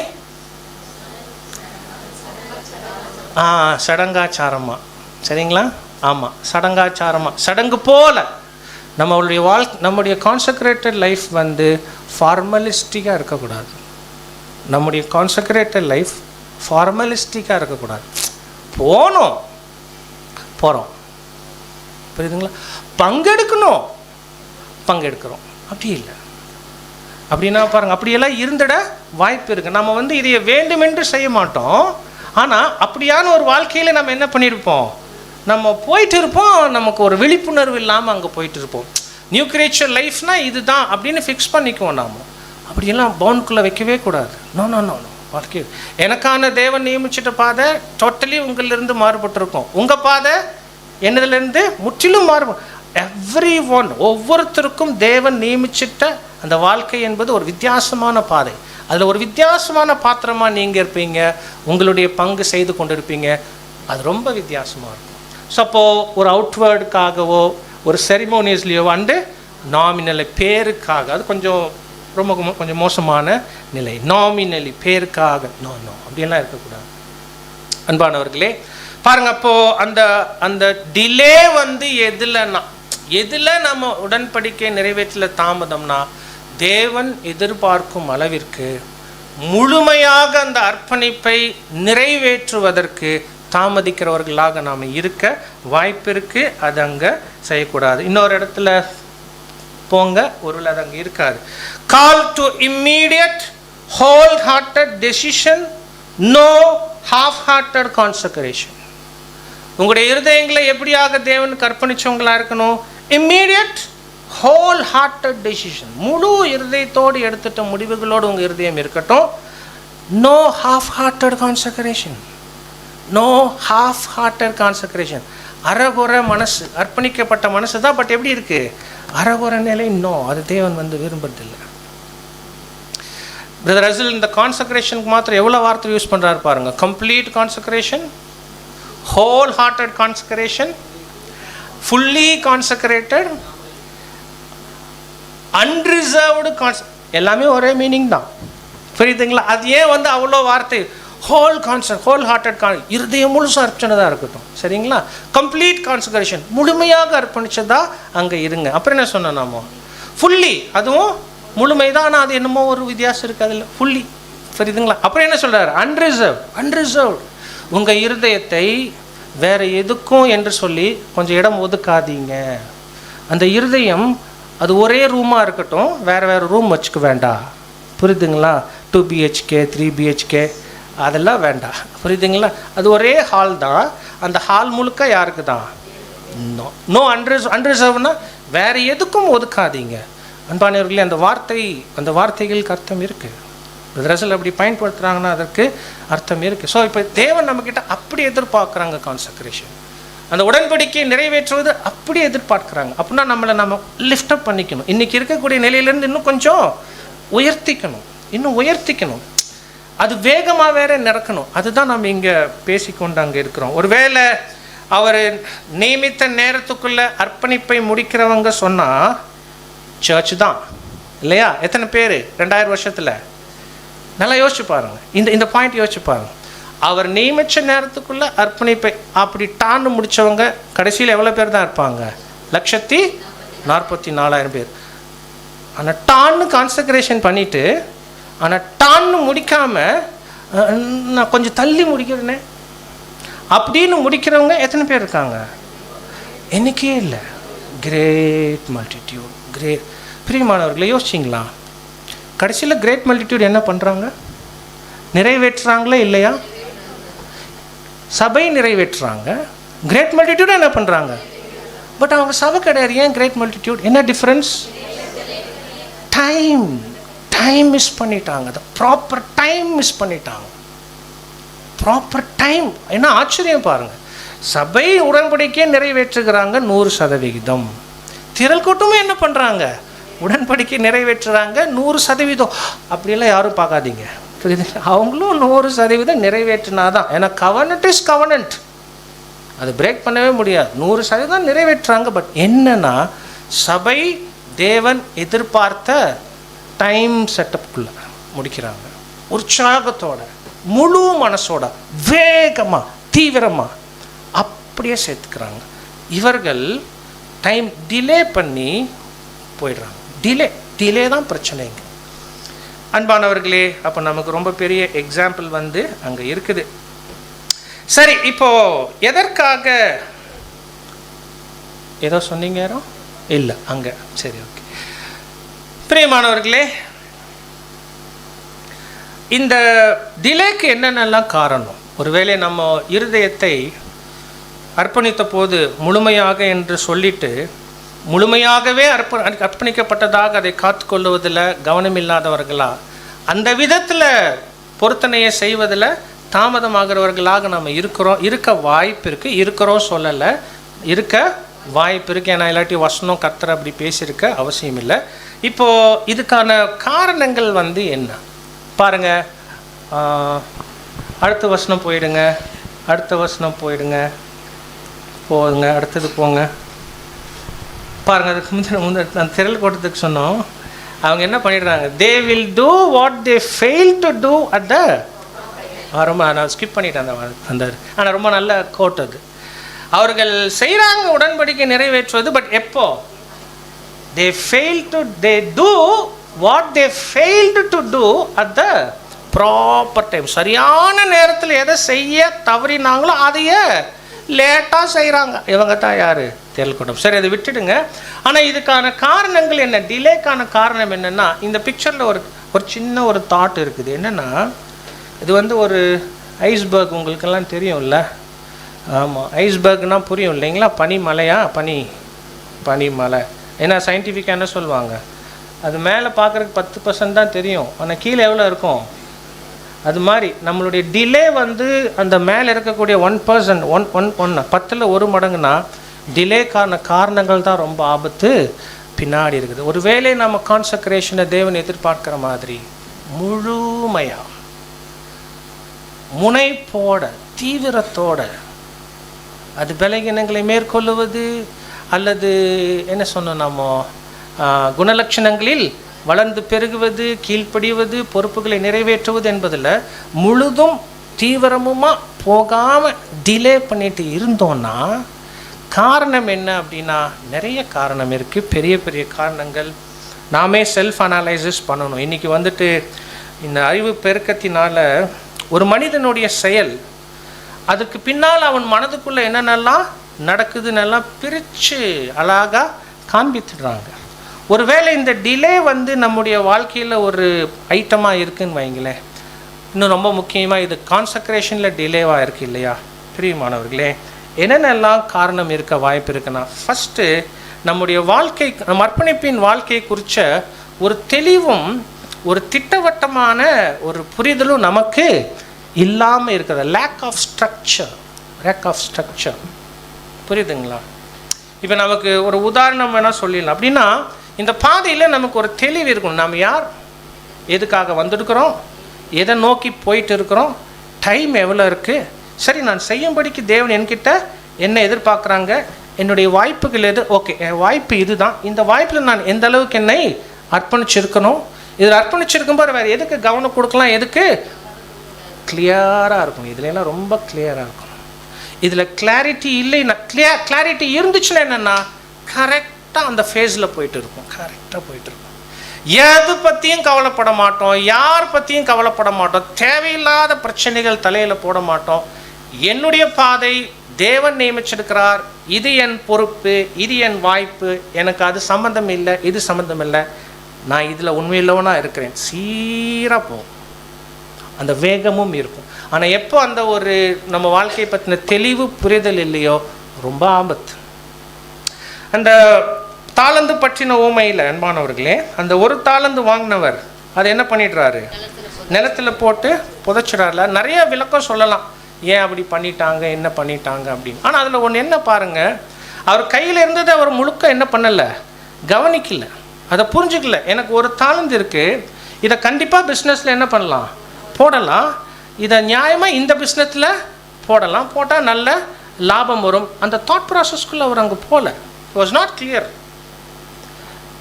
வேறு என்னென்னமோ அவர் என்ன பண்ண ஆரம்பிச்சிட்டாரு, பயந்து குழம்ப ஆரம்பிச்சோம். இந்த எஜமான் எப்படிப்பட்டவர், இவர் என்ன யோசிக்கலாம், அது தேவையில்லாத அங்கே போயிட்டார். ஸோ அவருடைய விஷயத்தில் ஒரு கிளாரிட்டி இல்லை.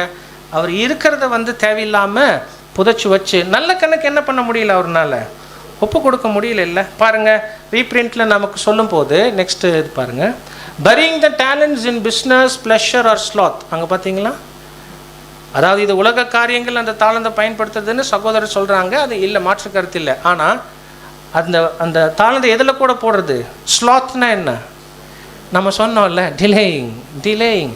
சிலர் டிலே பண்ணுறதுனால, அசதியாக இருப்பதுனால தாளந்துகளை பற்றி ஒரு சரியான கவனம் இல்லாமல் அங்கே இருக்குது. அன்பான நம்ம யோசிக்கணும், தேவன் நம்ம எல்லாருக்கும் ஏதாவது ஒன்றாவது கொடுத்துருப்பாங்க, அந்த கொடுத்துருக்கிறது யூஸ் பண்ணிகிட்ருக்குமா? எந்த வயதில் வேணால் இருக்கலாம், எந்த நிலையில் வேணால் இருக்கலாம். பட் இந்த பாதையில் இருந்தோன்னா தாளந்து இருக்கும், பயன்படுத்துவதற்காக பயன்படுத்தியே ஆகணும். மற்றவங்க என்ன பண்ணுறாங்க, எவ்வளோ வச்சுருக்காங்க, டசன்ட் மேட்டர். என் கையில் இருக்குது, இது நான் இப்படி தான் பிரயோகிக்கணும், இது இந்த அளவு தான் பிரயோகிக்க முடியும், கிளாரிட்டி இருக்கணும், போயிட்டே இருக்கணும். அப்படி இல்லைன்னா பாருங்கள், அந்த சோம்பல் அல்லது அசதி அல்லது அந்த ஒரு தாமதிக்கிறதுல நாம் அதை வீணடிச்சுட்டு அங்கே இருப்போம். 1 கொரிந்தியர் 9:26 அப்போஸ்தலர் பவுல் நமக்கு நல்ல தீர்வு கொடுக்குறாங்க, இதை எப்படி மேற்கொள்ளணும், வாசிங்க. 1 கொரிந்தியர் 9:26 ஆதலால் நான் நிச்சயம் இல்லாதவனாக ஓடேன், ஆகாயத்தை அடிக்கிறவனாக சிலம்பம் பண்ணேன். ஆமாம் பாருங்க அன்பானவர்களே, இதில் அந்த கிளாரிட்டி பார்த்தீங்களா, அப்போஸ்தலர் பவுல் நமது ஆண்டவருக்கு அப்புறம் இந்த அர்ப்பணிப்பின் பாதையில் நமக்கு கிரேட் எக்ஸாம்பிள். அந்த அர்ப்பணிப்பை அதற்கே உரிய வீரியத்தோட வேகத்தில் நிறைவேற்றினதில் வண்டர்ஃபுல் எக்ஸாம்பிள். நமது ஆண்டவர் நமக்கு எப்போதுமே பிரதானமானவர், மாற்று கருத்தில். பட் அவர் ரொம்ப செப்பரேட். ஆனால் நம்மை மாதிரியே பலகீனமான இந்த விழுந்து போன சுபாவத்தில் பிறந்து இந்த பாதையில் ஓடி, ஆனால் ஆண்டவருக்கு அடுத்தபடியாக கிளாரிட்டி, ஜீலு. அப்போஸ்தலர் பவுல் அவர் அந்த கிளாரிட்டி பாருங்கள், அவர் நான் நிச்சயம் இல்லாத மாதிரியெல்லாம் இந்த பாதையில் ஓட மாட்டேன்ப்பா அப்படின்னா அந்த டோன் பாருங்கள். நான் யார், எந்த காலத்தில் வாழ்ந்துட்டுருக்கேன், எந்த மாதிரி வாழ்க்கையில் இருக்கேன், எனக்கு முன்னாடி இருக்கிற பொறுப்பு என்ன, 12 பேர் இருக்கிறாங்க என் கூட, ப்ளஸ் என் கூட இன்னும் 11 அப்போஸ்தலர்ஸ் இருக்கிறாங்க, பரவாயில்ல. பட் நான் எப்படிப்பட்ட அப்போஸ்தலர், நான் யாருக்காக அப்போஸ்தலர், என்னுடைய லைஃப் அப்போ எப்படி இருக்கணும், நிச்சயம் இல்லாமல் இருக்க மாட்டேன், நான் தெளிவாக இருப்பேன். அதுக்கு அடுத்து அவர் பயன்படுத்துகிற உதாரணம் நல்லது, ஆகாயத்தை. ஆமாம், யார் அடிக்கணும் நியாயமா, சிலம்பம் பண்ணால் முன்னாடி இருக்கிறவர் அடிக்கணும், திரும்பி நின்றுட்டு பயங்கர வேகமாக சுற்றுறது புரியுதுங்களா. அவருக்கு நான் எவ்வளோ திறமையாக சுற்றுறேன் நான், அப்படி இருக்கக்கூடாது. B clear with the goals. அன்பானவர்களே, நம்முடைய வாழ்க்கையில் தேவன் நமக்குன்னு நியமிச்சிட்ட பாதை என்ன? நம்ம ரொம்ப அதில் எல்லாம் ரொம்ப அட்டென்டிவாக இருக்கணும், ரொம்ப கவனம் கொடுக்கணும். என்ன வாய்ப்பு தேவன் நமக்கு கொடுத்துருக்குறாங்க, எப்படிப்பட்ட பாத்திரம் நாம, யாருக்கு ஊழியம் செய்யணும், எந்த அளவில், எந்த நேரத்தில், ரொம்ப கிளியராக இருக்கணும். அந்த கிளாரிட்டி இருந்துச்சுன்னா அந்த வேகம் இருக்கும், அந்த வேகம் இருக்கும். கிளாரிட்டி இல்லைங்கும் போது தான் கவனம் திசை திரும்பும், அந்த மந்தம் ஆகும், அந்த ஸ்பீடு வந்து கம்மியாகும். விளைவு என்ன பாருங்கள், இது இன்னொரு காரணம். அந்த பேக் ஆஃப் மைண்ட் இந்த மாதிரி ஸ்லோவாக அல்லது தாமதிக்கிறதுக்காக இன்னொரு காரணம் வந்து என்னென்னா, இங்கிலீஷில் சொன்னால் பாருங்கள், ஒருவர் ஒரு காரியத்தை தாமதிக்கிறார் அப்படின்னா அது அவருடைய மூளையினுடைய ஒரு நேச்சரில் ஒரு வீக்னஸ் இருக்கும். அந்த மூளையினுடைய நேச்சர் இருக்கு இல்லையா, மூளையினுடைய தன்மை, அதில் ஒரு வீக்னஸ் என்னென்னா இன்ஸ்டன்ட் கிராட்டிஃபிகேஷனுக்காக அது இயங்கும். நம்ம மூளைக்கு ஒரு பழக்கம் என்னென்னா, அது எப்போதுமே குஷியாக இருக்கணும், அதுக்கு பிடிச்சதில் என்ன ஆகிட்டு இருக்கணும், நாம் இன்வால்வ் ஆகிட்டு இருக்கணும். அந்த திருப்தி வந்து அந்த மூளைக்கு ஏற்படுத்தணும். அந்த டோப்பமின்னு ஒன்று சுரக்கும் நமக்கு. இப்போ உங்களுக்கு ஏதாவது பிடிக்குது, புரியுதுங்களா, ஏதோ ஒரு காரியத்தில் ஈடுபடுறோம், அதில் ஈடுபட்டால் தான் ஒரு சந்தோஷம், ஒரு திருப்தி வருதுன்னா மீனிங் என்னென்னா, அதில் நாம் ஈடுபடும் போது அந்த டோப்பமின் என்ன ஆகும், சுரக்கும். அது உடனே அந்த மூளை பகுதியெல்லாம் ரொம்ப என்ஜாய் பண்ணிகிட்டு இருக்கும். இப்போ எனக்கு வந்து சாப்பிட்றது தான் பிடிக்குதுன்னு வைங்களேன், நான் இருக்கிறதுலே நல்ல வீக்னஸ் எடுத்துருக்கிறேன், புரியுதா. வேறு என்னென்னமோ வீக்னஸ் எல்லாம் இருக்குது. சிலருக்கு மியூசிக்காக இருக்கலாம், சிலருக்கு வந்துட்டு வேறு என்னென்னமோ இருக்கலாம். பட் வீக்னஸஸ் அதில் என்ன பெருசாக குறிப்பிட்டிருக்கு வீக்னஸஸ். ஸோ ஏதோ ஒன்றில் ஈடுபடுறோன்னா அந்த டோப்பமின் எஃபெக்ட் இருக்கும், புரியுதுங்களா. இதுக்கு மூளை வந்து ரொம்ப குறுகிய நேரத்தில் அதிக சந்தோஷம் உள்ள விஷயங்களை மூளை டக்குன்னு என்ன பண்ணிக்கும், அது பிக் பண்ணிக்கும். ஆனால் ரொம்ப நேரம் கொடுத்து அதில் கொஞ்சம் சந்தோஷம் அந்த மாதிரி டாஸ்க்கை மூளை என்ன பண்ணிடும், அது விட்டு எடுக்க, அது போப்பா, அது வேண்டாம். இப்போ ஃபார் எக்ஸாம்பிள் உதாரணம் சொல்லணுன்னா, 1 ஹவருக்கு ஆடியோ போட்டு டிஸ்கோஸ் கேட்கணுன்னு வைங்க, 1 மணி நேரம் கேட்கணும், புரியுதா. அதை விட ஒரு பாட்டு கேட்குறதுக்கு மூளை எப்படி பண்ணும், பிரியமாக இருக்கும். ஏன்னா 5 நிமிஷம் தான், நல்ல மியூசிக்கெல்லாம் நல்லா வருது, அது அந்த இன்டியூஸ்மெண்ட் இருக்கும், ரொம்ப திருப்தி ஆகும். இதுக்கு கூட நான் நல்ல உதாரணம் தான் எடுத்துட்டேன். இதை விட ஷார்ட்டாக சிலர் என்ன பண்ணுறாங்க, இப்போ இந்த ஷார்ட்ஸா, புரியுதுங்களா, வால்யூம் படிக்கிறதுக்கு மைண்டு போகாது, ஐயோ டயர்ட் ஆகுது, புரியுதுங்களா. ஸ்பிரிச்சுவல் விஷயங்களில் மைண்டை போட்டு படித்து மெடிடேட் பண்ணி ஷேர் பண்ணி, அதேமாதிரி ஸ்பிரிச்சுவலாக ட்ராவல் அதை ஊழியம் செய்வதற்கு சில எஃபர்ட்ஸ் எடுக்கிறதுக்கு மைண்டு வராது. ஆனால் சின்ன சின்ன விஷயங்களில் மூளை சந்தோஷத்துக்கு ஓடி போகும். ஏதோ ஒன்று பார்க்குறது, ஏதோ ஒன்று கேட்குறது, ஏதோ ஒரு அற்ப விஷயங்களில் ஈடுபடுறது, அதில் ஒரு சந்தோஷம். அது மூளையினுடைய ஒரு இயல்பு, விழுந்து போன மூளையினுடைய இயல்பு. அதனால தான் சொல்கிறாங்க, சைக்கியாட்ரிஸ்ட் வந்து சொல்கிறாங்கன்னா, ஒருத்தர் அதாவது அவருடைய டெய்லி டாஸ்க்கை வந்து டிலே பண்ணிகிட்டே இருக்கிறாருன்னா இந்த மாதிரி இருக்கிறனால தான் பண்ணுறாங்க.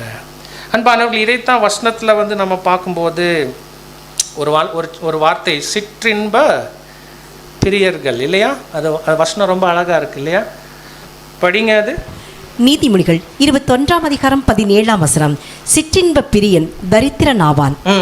சிற்றின்பம் அப்படி என்ன, நீங்களே விளக்க சொல்லுங்க. சின்ன சின்ன விஷயந்தான், பெரிய பாவமா மாதிரி கூட தெரியாது, ஆனால் அதில் ரொம்ப ஹாப்பி, அதுலேயே இன்டெல்ஜ் ஆகிட்டு அங்கே இருக்கிறது. அது ஒரு வீக்னஸ், அது நம்ம பண்ணக்கூடாது.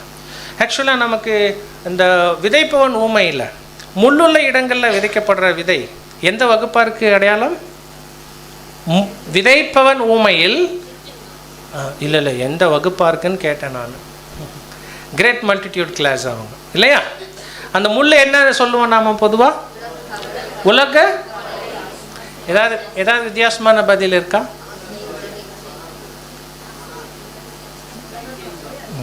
அதாவது மேத்யூவில் பார்த்தோம்னா அது என்னன்னு தான் இருக்கும், உலக கவலை ஐஸ்வர்யத்தின் மயக்கம் தான் இருக்கும். பட் லூக்கில் போய் பார்த்தா சிற்றின்பம் எக்ஸ்ட்ராவாக இருக்கும். பொதுவாக நாம் அது கவனிக்க தவறுகிற விஷயம். சில சமயங்களில் சுவிசேஷத்திலே 4 என்ன இருக்குது, வித்தியாசம் இருக்குது. சிலது மோர் கிளாரிட்டி இருக்கும், அடிஷ்னல் தாட்ஸ் இருக்கும், அதை நம்ம பிக்கப் பண்ணணும். ஸோ அங்கே வாசிங்களே, லூக்கா 8:14, முள்ளுள்ள இடங்களில் விதைக்கப்பட்டவர்கள் வசனத்தை கேட்டவுடனே பிரபஞ்சத்துக்குரிய கவலைகளினாலும் ஸோ மேத்யூவில் இல்லை, பட் இங்கே இருக்குது. இப்போது பாருங்கள், ஆக்சுவலி இவங்க திரள் கூட்ட வகுப்பார். ஸோ வெறும் கவலை மாத்திரம் இல்லை, வெறும் ஐஸ்வர்யத்தின் பின்னால் போகிறது மாத்திரம் கிடையாது. அவங்க வேஸ்ட் பண்ணிட்டாங்க நேரத்தை, தாளந்த சின்ன சின்ன இன்பங்களுக்காக மனசை பறி கொடுத்து. ஸோ இந்த ஒரு இன்ஸ்டன்ட் கிராட்டிஃபிகேஷன், துரிதமாக குறுகிய நேரத்தில் என்னை திருப்திப்படுத்தி கொள்ளணுங்கிற ஒரு தன்மையில் மூளை செயல்படும். எதிர்த்து நம்ம அங்கே போராடணும். ஒருவேளை கான்சக்ரேஷனில் ஃபுல், அதே சமயத்தில் ரொம்ப தீவிரமாக இல்லாமல் இருந்தால், தாமதம் இருந்துச்சுன்னா யோசிக்கணும். ஒன்று கிளாரிட்டி இல்லாமல் இருப்போம் ஆவிக்குரிய பாதை குறித்து, அல்லது இன்னொன்று இந்த மாதிரி ஏதாவது. இன்றைக்கி ரொம்ப வருத்தமாக, ரொம்ப தாழ்மையாக நம்ம குறிப்பிட வேண்டிய ஒரு விஷயம், மெனி பைபிள் ஸ்டூடெண்ட்ஸ் இந்த காலத்துக்கே உரிய கொடிய வஞ்சகங்கள் இதுக்குள்ளே போயிட்டுருக்கிறதுக்கு வாய்ப்புகள் அங்கே இருக்குது. எல்லாமே இந்த கைக்குள்ளே அடங்குற ஒரு டிவைஸில் என்ன ஆகிடுதுங்க, வந்துடுது. நிறைய பேர் அறிஞ்சும் அறியாமலும் ரொம்ப சீக்கிரட்டாக சிற்றின்ப பிரியர்களாக பிரயோஜனமற்ற விஷயங்களுக்கு நேரத்தை கொடுத்துட்டு, மனதை கொடுத்துட்டு, தேவன் எதிர்பார்க்கக்கூடிய நல்ல பிரயாசங்களில் தங்களை ஈடுபடுத்தி இருக்க தவறிட வாய்ப்புகள் இருக்குது. ரொம்ப கேர்ஃபுல்லாக இருக்கணும். அதுதான் நமக்கு உன்னத பாட்டில் சொல்லும்போது, குழிநரி சிறு, தெரிஞ்ச விஷயந்தான், அது பெரிய மிஸ்டேக்கா, இது பெரிய பாவமா, அப்படியெல்லாம் ஒன்றும் தெரியல, இது சின்ன விஷயந்தானே, இது கூட இல்லைன்னா எப்படி, இப்படியெல்லாம் நம்ம நியாயப்படுத்தி கொண்டு நம்ம அங்கே போவோம். அது பண்ணக்கூடாது அன்பானவர்களே. சரி, அடுத்தது நம்ம பார்க்கும்போது இன்டெசிஷன் ஒரு முக்கியமான காரணமாக இருக்கும். வாழ்க்கையில் நம்ம எடுக்கக்கூடிய முடிவுகள் ரொம்ப முக்கியம். நம்ம யார் அப்படிங்கிறது எது நமக்கு காண்பிக்கும்? வாழ்க்கையில் எப்படிப்பட்ட முடிவுகள் எடுக்கிறோம், அந்த முடிவுகளை எந்த நேரத்தில் எடுக்கிறோம், அது ரொம்ப முக்கியம். Timely decisions and right decisions proves you are of a good character. சரியான நேரத்தில் முடிவுகள் எடுக்கணும், சரியான முடிவுகள் எடுக்கணும். அதுக்கு ஸ்ட்ராங் கேரக்டருக்கு அது ஒரு நல்ல அடையாளம். ஆனால் நிறைய சமயங்களில் வாழ்க்கையில் நம்ம முடிவு எடுக்கிறதுல என்ன ஆகிட்டு இருக்கும், ஒரு குறைவு இருக்கும். இப்படியா அப்படியா அப்படின்னு கேட்டால் அந்த ரெண்டுலேயுமே ஸ்ட்ரக் ஆகிட்டு நின்றுடுவது தான் இன்டெசிசிவ். அப்படின்னா முடிவு எடுப்பதில் குறைபாடுகள். ஏதோ ஒரு முடிவு எடுக்காமல் தடுமாறிக்கிட்டே இருந்தோம்னா கூட வேகம் என்ன ஆகிடும், அந்த பாதையில் ஆட்டோமேட்டிக்காக டிலே தான் ஆகும். வசனம் வாசிங்க, இது நிறைய வசனம் காமிக்கலாம். 1 ராஜாக்கள் 18:21. அப்பொழுது எலியா சகல ஜனத்தண்டைக்கும் வந்து, நீங்கள் எந்த மட்டும் 2 நினைவுகளால் குந்தி குந்தி நடப்பீர்கள், கர்த்தர் தெய்வமானால் அவரை பின்பற்றுங்கள், பாகால் தெய்வமானால் அவனை பின்பற்றுங்கள் என்றார். ஸோ அவங்க முடிவில் ஒரு தெளிவுக்கு வரல, கர்த்தரா பாகாலா, அப்படி ஒரு தெளிவான முடிவு எடுக்க முடியாதனால அவங்க பயணம் எப்படி இருக்குன்னு சொல்லப்படுது. அங்கே குந்தி குந்தி. ஏன் ஸ்லோனஸ், ஏன் டிலேனஸ் வருது? கான்சக்ரேட் பண்ணியாச்சு, ஆனால் அதை முழுசாக நிறைவேற்றுவதில் ஏன் தீவிரம் இல்லை, ஏன் ஈடுபாடு இல்லை? லைஃப்பில் நிறைய டெசிஷன்ஸ் எடுக்கணும், அந்த டெசிஷன்ஸில் எல்லாம் இப்படியா அப்படியா, இதுவா அதுவா. பிரியமானவர்களே, தேவனுடைய பிள்ளைகள் நாமோ, அவருடைய தெளிவான வார்த்தைகள் இருக்குது, வழி நடத்துவதற்கு வேண்டிய அளவுக்கு அவர் ஆவி தரேன்னு சொல்கிறாங்க. எண்ணற்ற உதாரணங்கள் நம்ம கண்களுக்கு முன்பாக இந்த பாதையில் நம்ம பார்த்துருக்குறோம். இந்த ஸ்டேஜில், இந்த வயசில், இந்த விஷயத்தில் என்ன முடிவு எடுத்தா தேவன் அங்கீகரிப்பார், ஈஸியாக நம்மளால் புரிஞ்சுக்க முடியணும், பட்டுன்னு அந்த முடிவு எடுக்க முடியணும், ஆசிலேஷன் கூடாது இல்லையா? அதே போல் மேத்யூ 6:24 2 எஜமான்களுக்கு ஊழியம் செய்ய பாருங்க. அதே தான் தேவனும் உலக பொருளா. இன்னைக்கு நிறைய பேருக்கு இதில் ஒரு இன்டெசிசிவ் நிலை இருக்க வாய்ப்பு இருக்கு. ஐ எம் கான்சக்ரேட்டட், ஆனால் என் வாழ்க்கை முழுவதும் தேவனுக்கு தானா இல்லை கொஞ்சம் இந்த விஷயங்களுக்கா இருக்கணும். இந்த உலகத்தில் இருக்கிறோம், மாம்சத்தில் ஜீவிக்கிறோம், சாப்பிடணும், குடும்பம், பிள்ளை, பொறுப்பு, அந்த அளவுக்கு உலகம் நத்திங் ராங், நெசசிட்டி தப்பில்லை, நியாயம். பட் லிமிட் வைக்கணும். எங்கே லிமிட் வைக்கணும்? நிறைய பேருக்கு அங்கே கன்ஃபியூஷன், ஒரு தெளிவு வரதில்லை, டிலே. நெக்ஸ்ட்டு நம்ம வசனம் பாருங்கள், யாக்கோபு 1:8, அதனால் இருமனம் உள்ளவன் தன் வழிகளிலெல்லாம் பார்த்தீங்களா? நிலையற்றவர். அவர் வேகமாக முன்னேற முடியாது. ஏன்னா அவர் 2 விஷயம் அவரை இழுத்து பிடிக்குது. ரொம்ப கஷ்டம், அது முடியாது. வெளிப்படுத்தின விசேஷம் 3:15 அது எங்கே கொண்டு போய் சேர்த்துது? உன் கிரைகளை அறிந்திருக்கிறேன் நீ. ஓ, ஆக்சுவலாக அது கூட அப்படித்தான் சொல்கிறாரு இல்லை? அட ஏதோ ஒன்று முடிவு எடுங்க அப்படி தான் சொல்கிறார். அந்த வசனம் சொல்லும் போது ஏதோ ஒன்று முடிவு எடுங்க, அப்படின்னாலும் பெட்ரு, இப்படின்னாலும் பெட்ரு. நீங்கள் 2மே யோசிச்சுட்டு இருக்கும்போது இன்பிட்வீன் ஒரு நிலை நீங்களே என்ன பண்ணிக்கிறீங்க, கிரியேட் பண்ணிக்கிறீங்க. லூக் வார்ம்னஸ், அனல் இல்லாத நிலை, தீவிரம் இல்லாத நிலை, வேகம் இல்லாத நிலை, முனைப்பு உந்துதல் இல்லாத நிலை. பட் நாம் அப்படி தான் இருக்கணும். அனலாக இருக்கணும், முனைப்போடு இருக்கணும், ஃபயர்ஸாக இருக்கணும், தீவிரமாக இருக்கணும். ஒருவேளை நம்முடைய உடன்படிக்கையை தேவன் எதிர்பார்க்கிற அளவுக்கு முழுமையாக நிறைவேற்றுவதில் சகோதர சகோதரிகளே, ரீப்ரின்ஸில் சில கோட்ஸ் நம்ம வாசிச்சோம்னா, coming to a positive decision is a great blessing. எந்த ஒரு விஷயத்திலும் தெளிவாக உறுதியாக முடிவுக்கு வருவது என்பது மிகப்பெரிய ஆசீர்வாதம். ஏன்?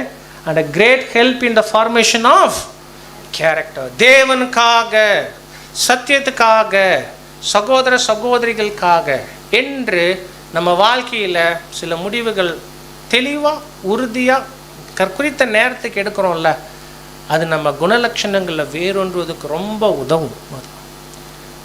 Let us therefore, அதனால் reach a positive decision once for all, not waiting for him to raise his hands in judgments and denunciations. அப்படின்னா ரொம்ப தாமதிச்சுட்டு இருந்தீங்கன்னா தேவன் கை உயர்த்தி என்ன பண்ணிடுவார், டினோன்ஸ் பண்ணிடுவார். தம்பி, நீங்கள் தேவன் நம்ம விஷயத்தில் ஒரு தீர்ப்புக்குள்ளே வருவதற்கு வரைக்கும் என்ன பண்ணிகிட்டு இருக்க வேண்டாம், டிலே பண்ணிகிட்டு இருக்க வேண்டாம். தேவன் அந்த டைம் கொடுத்துருக்குறாங்க, ஆரம்பிச்சிட்டோம், இலக்கெட்டிடணும், அந்த நிற்கணும், நிரூபித்து காமிக்கணும். தேவன் அந்த டைம் இவர் டைம் ஓவர் அப்படி சொல்கிறதுக்கு முன்னாடி ஒரு டெசிஷனுக்கு வந்துடுங்க. ரொம்ப முக்கியம் பிரியமானவர்களே. இன்னொரு காரணம் என்னென்னா, சிலர் தாமதமாவதற்கு காரணம் அவர்களுக்கு இப்படி யோசிக்கலாம், சில ஊழியமோ சில வாய்ப்புகளோ பொறுப்புகளோ ஏன் துரிதமாக செய்யலை அப்படின்னா தயங்கிட்டே இருப்பாங்க. டிலே பண்ணிட்டேன்னா, இல்லை செஞ்சால் நல்லா செய்யணும் பிரதர், இல்லாட்டி இல்லை செய்யக்கூடாது பிரதர். இது நிறையா எல்லாருமே இருக்க வாய்ப்பு இல்லை. பட் யாராவது வெரி ஃபியூக்கு அந்த ஆட்டிடியூட் இருக்கணும். நான் செய்தால் நல்லா தான் செய்யணும், சிறப்பாக தான் செய்யணும். அப்படி செய்ய முடியாதுன்னு தெரியுது, எதுக்கு வீணாக ட்ரை பண்ணிட்டு அப்படின்னு கான்சன்ட்ரேஷனை முழுமையாக வைக்கிறதுக்கு தாமதம் பண்ணிகிட்ருப்பாங்க. பட் அந்த ஆட்டிடியூட் ராங். நமக்கு ஏன் அப்படி நினைக்க தேவையில்லை, நீங்களே சொல்லுங்கள். சில பாயிண்ட்ஸ் நீங்களே சொல்லலாம், இங்கேருந்து சொல்லணுங்கிற அவசியம் இல்லை. ஏன் அப்படி செஞ்சோம், நல்லா தான் செய்யணும், பூர்ணமாக தான் செய்யணும், இல்லாட்டி செய்யவே கூடாது அப்படிலாம் நினச்சிட்டு இருக்கக்கூடாது. ஏன் நினச்சிட்டு இருக்கக்கூடாது? தன்னோட பலத்தை நம்புகிறாங்க. அப்படி ஏதாவது இருக்கா பலம்னு? நமக்கு இல்லவே இல்லை, இல்லைங்களா? நாம் நீதிமான் ஒருவன் ஆக்கி நம்ம பிரதர் சொல்லும்போது ஒரு இடத்துல பாயிண்ட் அங்கே வராது, சொல்கிறாரு பாருங்க, doing perfectly is impossible, for there is none righteous, no not one. பின்னாடி எல்லாம் விடுங்க, இந்த 4 வார்த்தையில் பஞ்சிங்காக இருக்குது பாருங்க. Doing perfectly is impossible. எந்த விஷயம் வேணால் எடுத்துக்கோங்க, அப்படியெல்லாம் வராது. ஒருவேளை பிரதர் ரசூலுடைய லைஃப்பில் ஒரு பகிர்ந்து கொள்ள விரும்புகிற ஒரு சம்பவம், நிறைய சமயங்களில் ஊழியத்தினுடைய பளு அவருடைய சக்தி முழுவதையும் எடுத்துக்கொள்ளும், ரொம்ப டயர்டாக இருப்பாங்க. ஆனால் அன்றைக்கி அவர் மீட்டிங்கில் பேசும்போது அவருடைய ஃபுல் ஃபோர்ஸ் வெளிப்படாது, அவருடைய ஃபுல் கெப்பாசிட்டிக்கு அங்கே செய்ய முடியாது. நம்ம எல்லாருக்கும் அந்த அனுபவம் இருக்கும். ரொம்ப ஃபிசிக்கல் டயர்டில் மென்டல் ஸ்ட்ரெயினில் இருக்கும்போது நம்முடைய பெஸ்ட் என்ன பண்ண முடியாது, கொடுக்க முடியாது. பட் அவருக்கு பகல் முழுக்க அப்படி தான் வேலை இருக்கும், ஆனால் மீட்டிங்க்கு வரும்போது அந்த டயர்ட்னஸ் இருக்கும்போது ஒரு பிரதர் சொல்லியிருக்கிறார், பிரதர் நீங்கள் ஏன் இவ்வளோ டயர்டாக உங்களுடைய கெப்பாசிட்டிக்கு செய்யாமல் நீங்கள் ஊழியம் செய்யணும், கொஞ்சம் ரெஸ்ட் எடுத்துகிட்டு வரலாம்லன்னு கேட்டதுக்கு பிரதர் சொன்ன பதில் எனக்கும் தெரியும். அது நான் கொஞ்சம் ரெஸ்ட் எடுத்தால் இன்னும் நல்லா எஃபிஷியண்ட்டாக பேசுவேன். பட் அதெல்லாம் எனக்கு கவலை கிடையாது. எனக்கு தெரிஞ்சதெல்லாம் இன்றைக்கி தேவன் எனக்கு வாய்ப்பு கொடுத்துருக்கிறார். என்னால் முடிஞ்சதை செய்வதற்கு என்கிட்ட ஏதோ ஓரளவுக்கு திறன் இருக்குது. நான் வந்து அங்கே செய்வது என் முழு பலத்துக்கு செய்வேனா மாட்டேனான்னு எனக்கு தெரியாது. பட் இன்னைக்கு கிடைச்ச வாய்ப்பில் முடிஞ்சதை நான் என்ன பண்ணுறேன், செய்கிறேன். முடியாததெல்லாம் யார் பார்த்துக்குவார்? Wonderful attitude. இதுதான் நம்ம மனநிலையாக இருக்கும். இன்றைக்கி நம்மளால் முடிஞ்சதை செஞ்சோம், மீறிய அவங்க விட்டுறணும். மாறாக ரொம்ப பர்ஃபெக்ஷனிசம் எதிர்பார்த்துட்டு நம்ம வந்து தாமதிக்கிறோன்னா அது தேவையில்லை. ஏன்னா வசனம் 2 Corinthians 8:12 நம்ம பார்க்குறோம், ஒருவனுக்கு மன விருப்பம் இருந்தால். நேற்றும் பிரதர்ஸ் கிட்ட இந்த வசனம் டிஸ்கஸ் பண்ணிட்டு இருந்தோம். ரொம்ப ஆறுதலான வசனம் சகோதர சகோதரிகளே. தேவன் எதிர்பார்ப்பது முழு பலத்தோடு செய்யணும்னு வாஞ்சிக்கிறீங்களா? குட், அது போதும்பா. அதுக்கு மேலே நீங்கள் என்ன செஞ்சீங்க, எப்படி செஞ்சீங்க நான் பெருசாக பார்க்குறதில்ல. உங்கள் ஹார்ட் ஆட்டிடியூட் வந்து கரெக்டு, அதை நான் அப்ரூவ் பண்ணுறேன். மற்றபடி வெளியரங்கமாக முடிஞ்சது செய்யுங்க, முடியாத பற்றி கவலைப்படாதீங்க. இல்லையா? அந்த விதைப்பவன் ஊமையில் கூட 100 கடன் வாங்க உங்ககிட்ட எவ்வளோ தான் கேட்குறாரு எஜமான். அந்த மேனேஜரு 100 குடம் எண்ணெய் 100 மூட்டை கோதுமை வாங்கினவங்ககிட்ட திரும்ப கடனை வாங்கும்போது எப்படி கேட்குறாரு பார்த்தீங்களா? அதுலேயே ஒரு வினோதம் இருக்குது உங்களுக்கு. 100 கொடுத்தா எவ்வளோ தான் கேட்கணும்? இல்லை நியாயமாக லேட்டும் ஆகிடுச்சு, இப்போ எவ்வளோ தான் கேட்கணும்? நம்ம ஊரில் என்ன கேட்பாங்க? ஆமாம், பெனால்ட்டி போட்டு 100 வாங்கினேன் 110 கொடு அப்படி தான் கேட்பாங்க. அங்கே வந்து அப்படி இல்லை.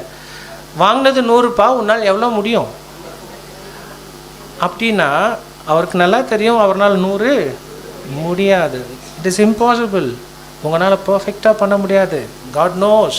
என்னால் முடியாது, காட் நோஸ். தேவன் கேட்பது என்னென்னா, பிள்ளைகளே உங்களால் எவ்வளோ டூ தட் அது செஞ்சிடுங்க போதும். இதுக்கு மேலே தேவன் அன்பாக இருக்க முடியாது இந்த பாதையில். ஸோ முடிஞ்சது செய்கிறதுல கிளியராக இருக்கணும். இன்னொன்று வந்துட்டு சிலருக்கு தாமதமாவதற்கு காரணம் ஒரு காரியத்தை செய்கிறதில்ல, தள்ளி போடுறாங்க, தாமதமாகுது. ஏன்னா பயம், தோத்துடுவோமோ. ஒருவேளை கான்சக்ரேஷனுக்கு நுழையும் போது இந்த பாதை இந்த அளவுக்கு இருக்குமா, தேவன் எதிர்பார்க்குற தரம் இவ்வளோ உயர்ந்ததா அப்படின்னு நமக்கு தெரியல தான் நுழைஞ்சிட்டோம். அந்த நுழைஞ்சிட்டு ஓரளவுக்கு புரியும் போது இப்போ என்ன ஆகுது, மனசுக்குள்ள பயம். நிறைய பேர் அந்த ஃபுல் கான்சக்ரேஷனுக்கு போகாமல் இருக்கிறதுக்கு ஒரு காரணம் என்னென்னா பயம்.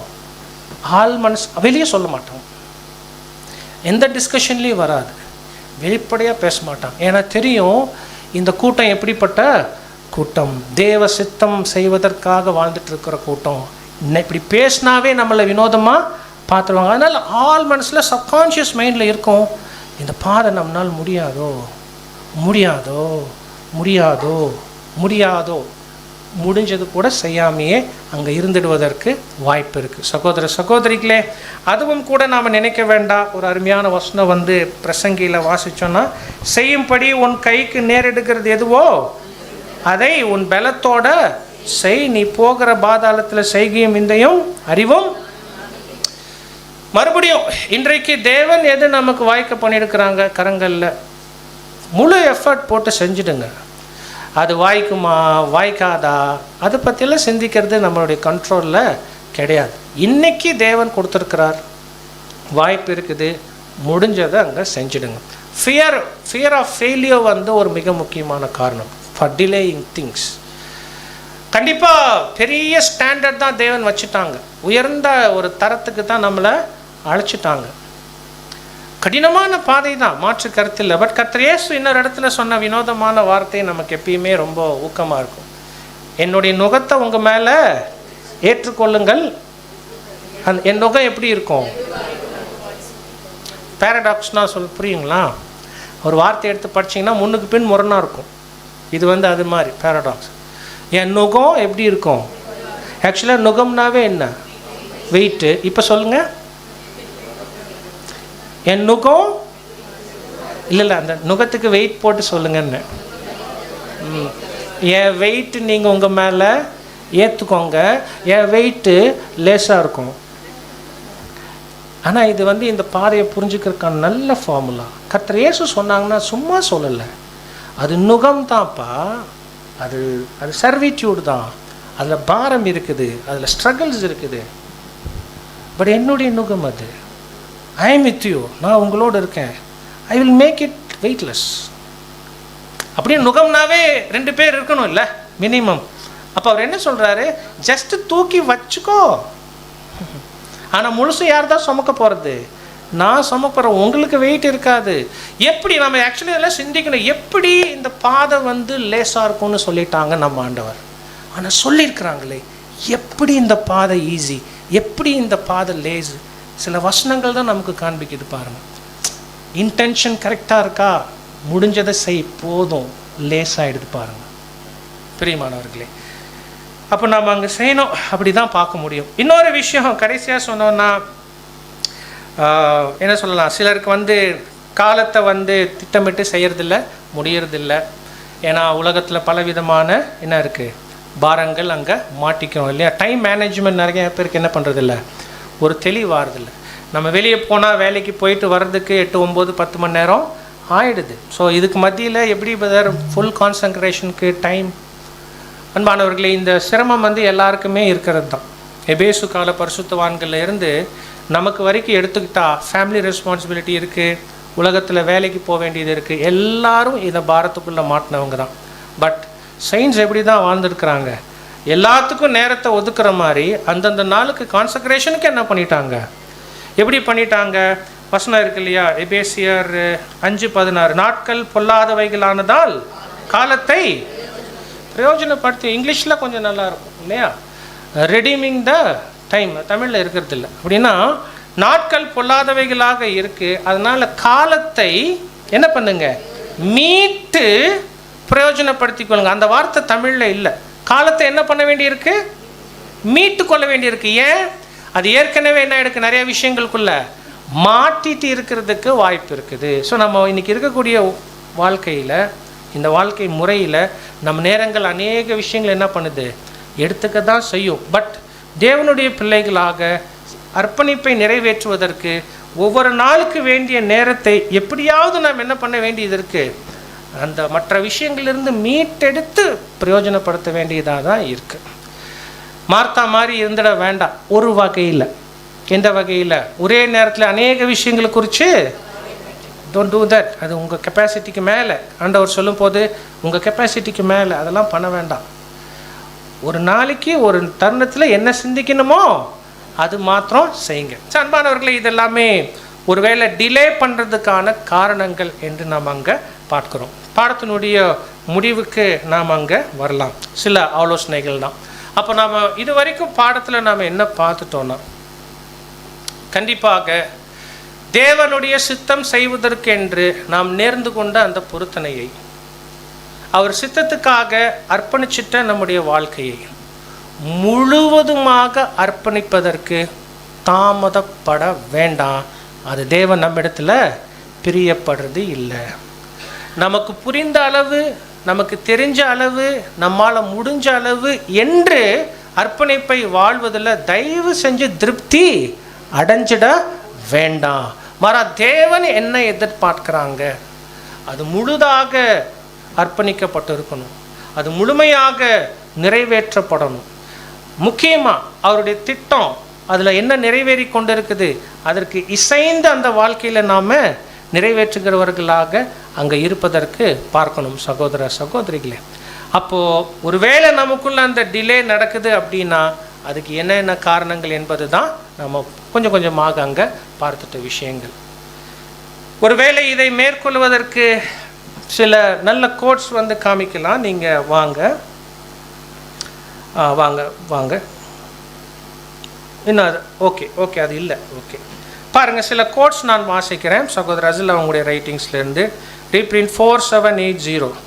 Every day we should renew our covenant with the Lord, asking divine grace for its fulfillment during the day. ஒவ்வொரு நாளும் உடன்படிக்கையை தேவனோட புதுப்பித்து கொள்ளுங்க. பிரியமானவர்களே, இது படிக்கிறதுக்கு ஒரு பாயிண்ட் தானே, பாயிண்ட்டு தான். எத்தனை முறை படிச்சிருப்போம், பட் ப்ராக்டிக்கலாக எவ்வளோ நம்மளால் செய்ய முடியுது. எழுந்த உடனே கான்சக்ரேஷனை ரினியூ பண்ணுங்க சொல்கிறார். ரினியூ புதுசாக பண்ண மாதிரி பாருங்கள். அப்புறம் அது மாத்திரமில்லை, அந்த கான்சக்ரேஷனை அன்றைக்கு எந்த அளவுக்கு எந்த விதத்தில் நிறைவேறணுமோ பி ஃபார்ம் முடிவு எடுங்க. அப்படி தான் நாம் வந்து அந்த வேகத்தை அதிகரிச்சுக்க முடியும்.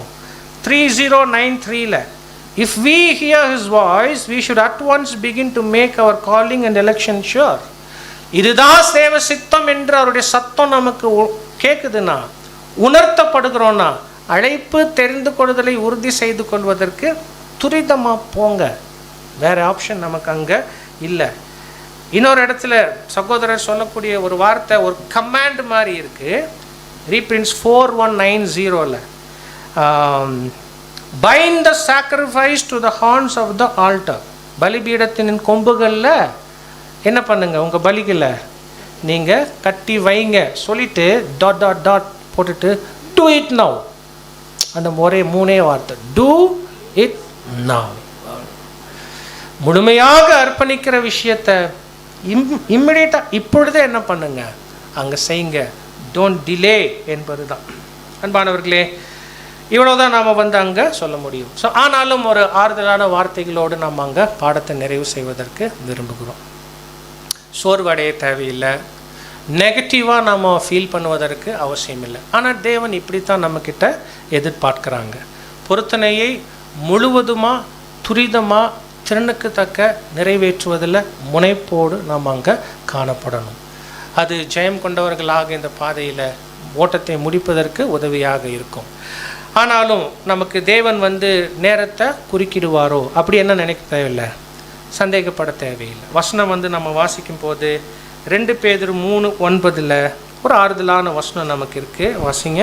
2 பேதுரு 3:9 தாமதிக்கிறார் என்று சிலர் எண்ணுகிறபடி கர்த்தர் தமது வாக்குத்தத்தத்தை குறித்து தாமதமாய் இராமல் ஒருவரும் கெட்டுப்போகாமல் எல்லாரும் மனம் திரும்ப வேண்டுமென்று விரும்பி நம்மேல் நீடிய பொறுமையுள்ளவராய் இருக்கிறார்.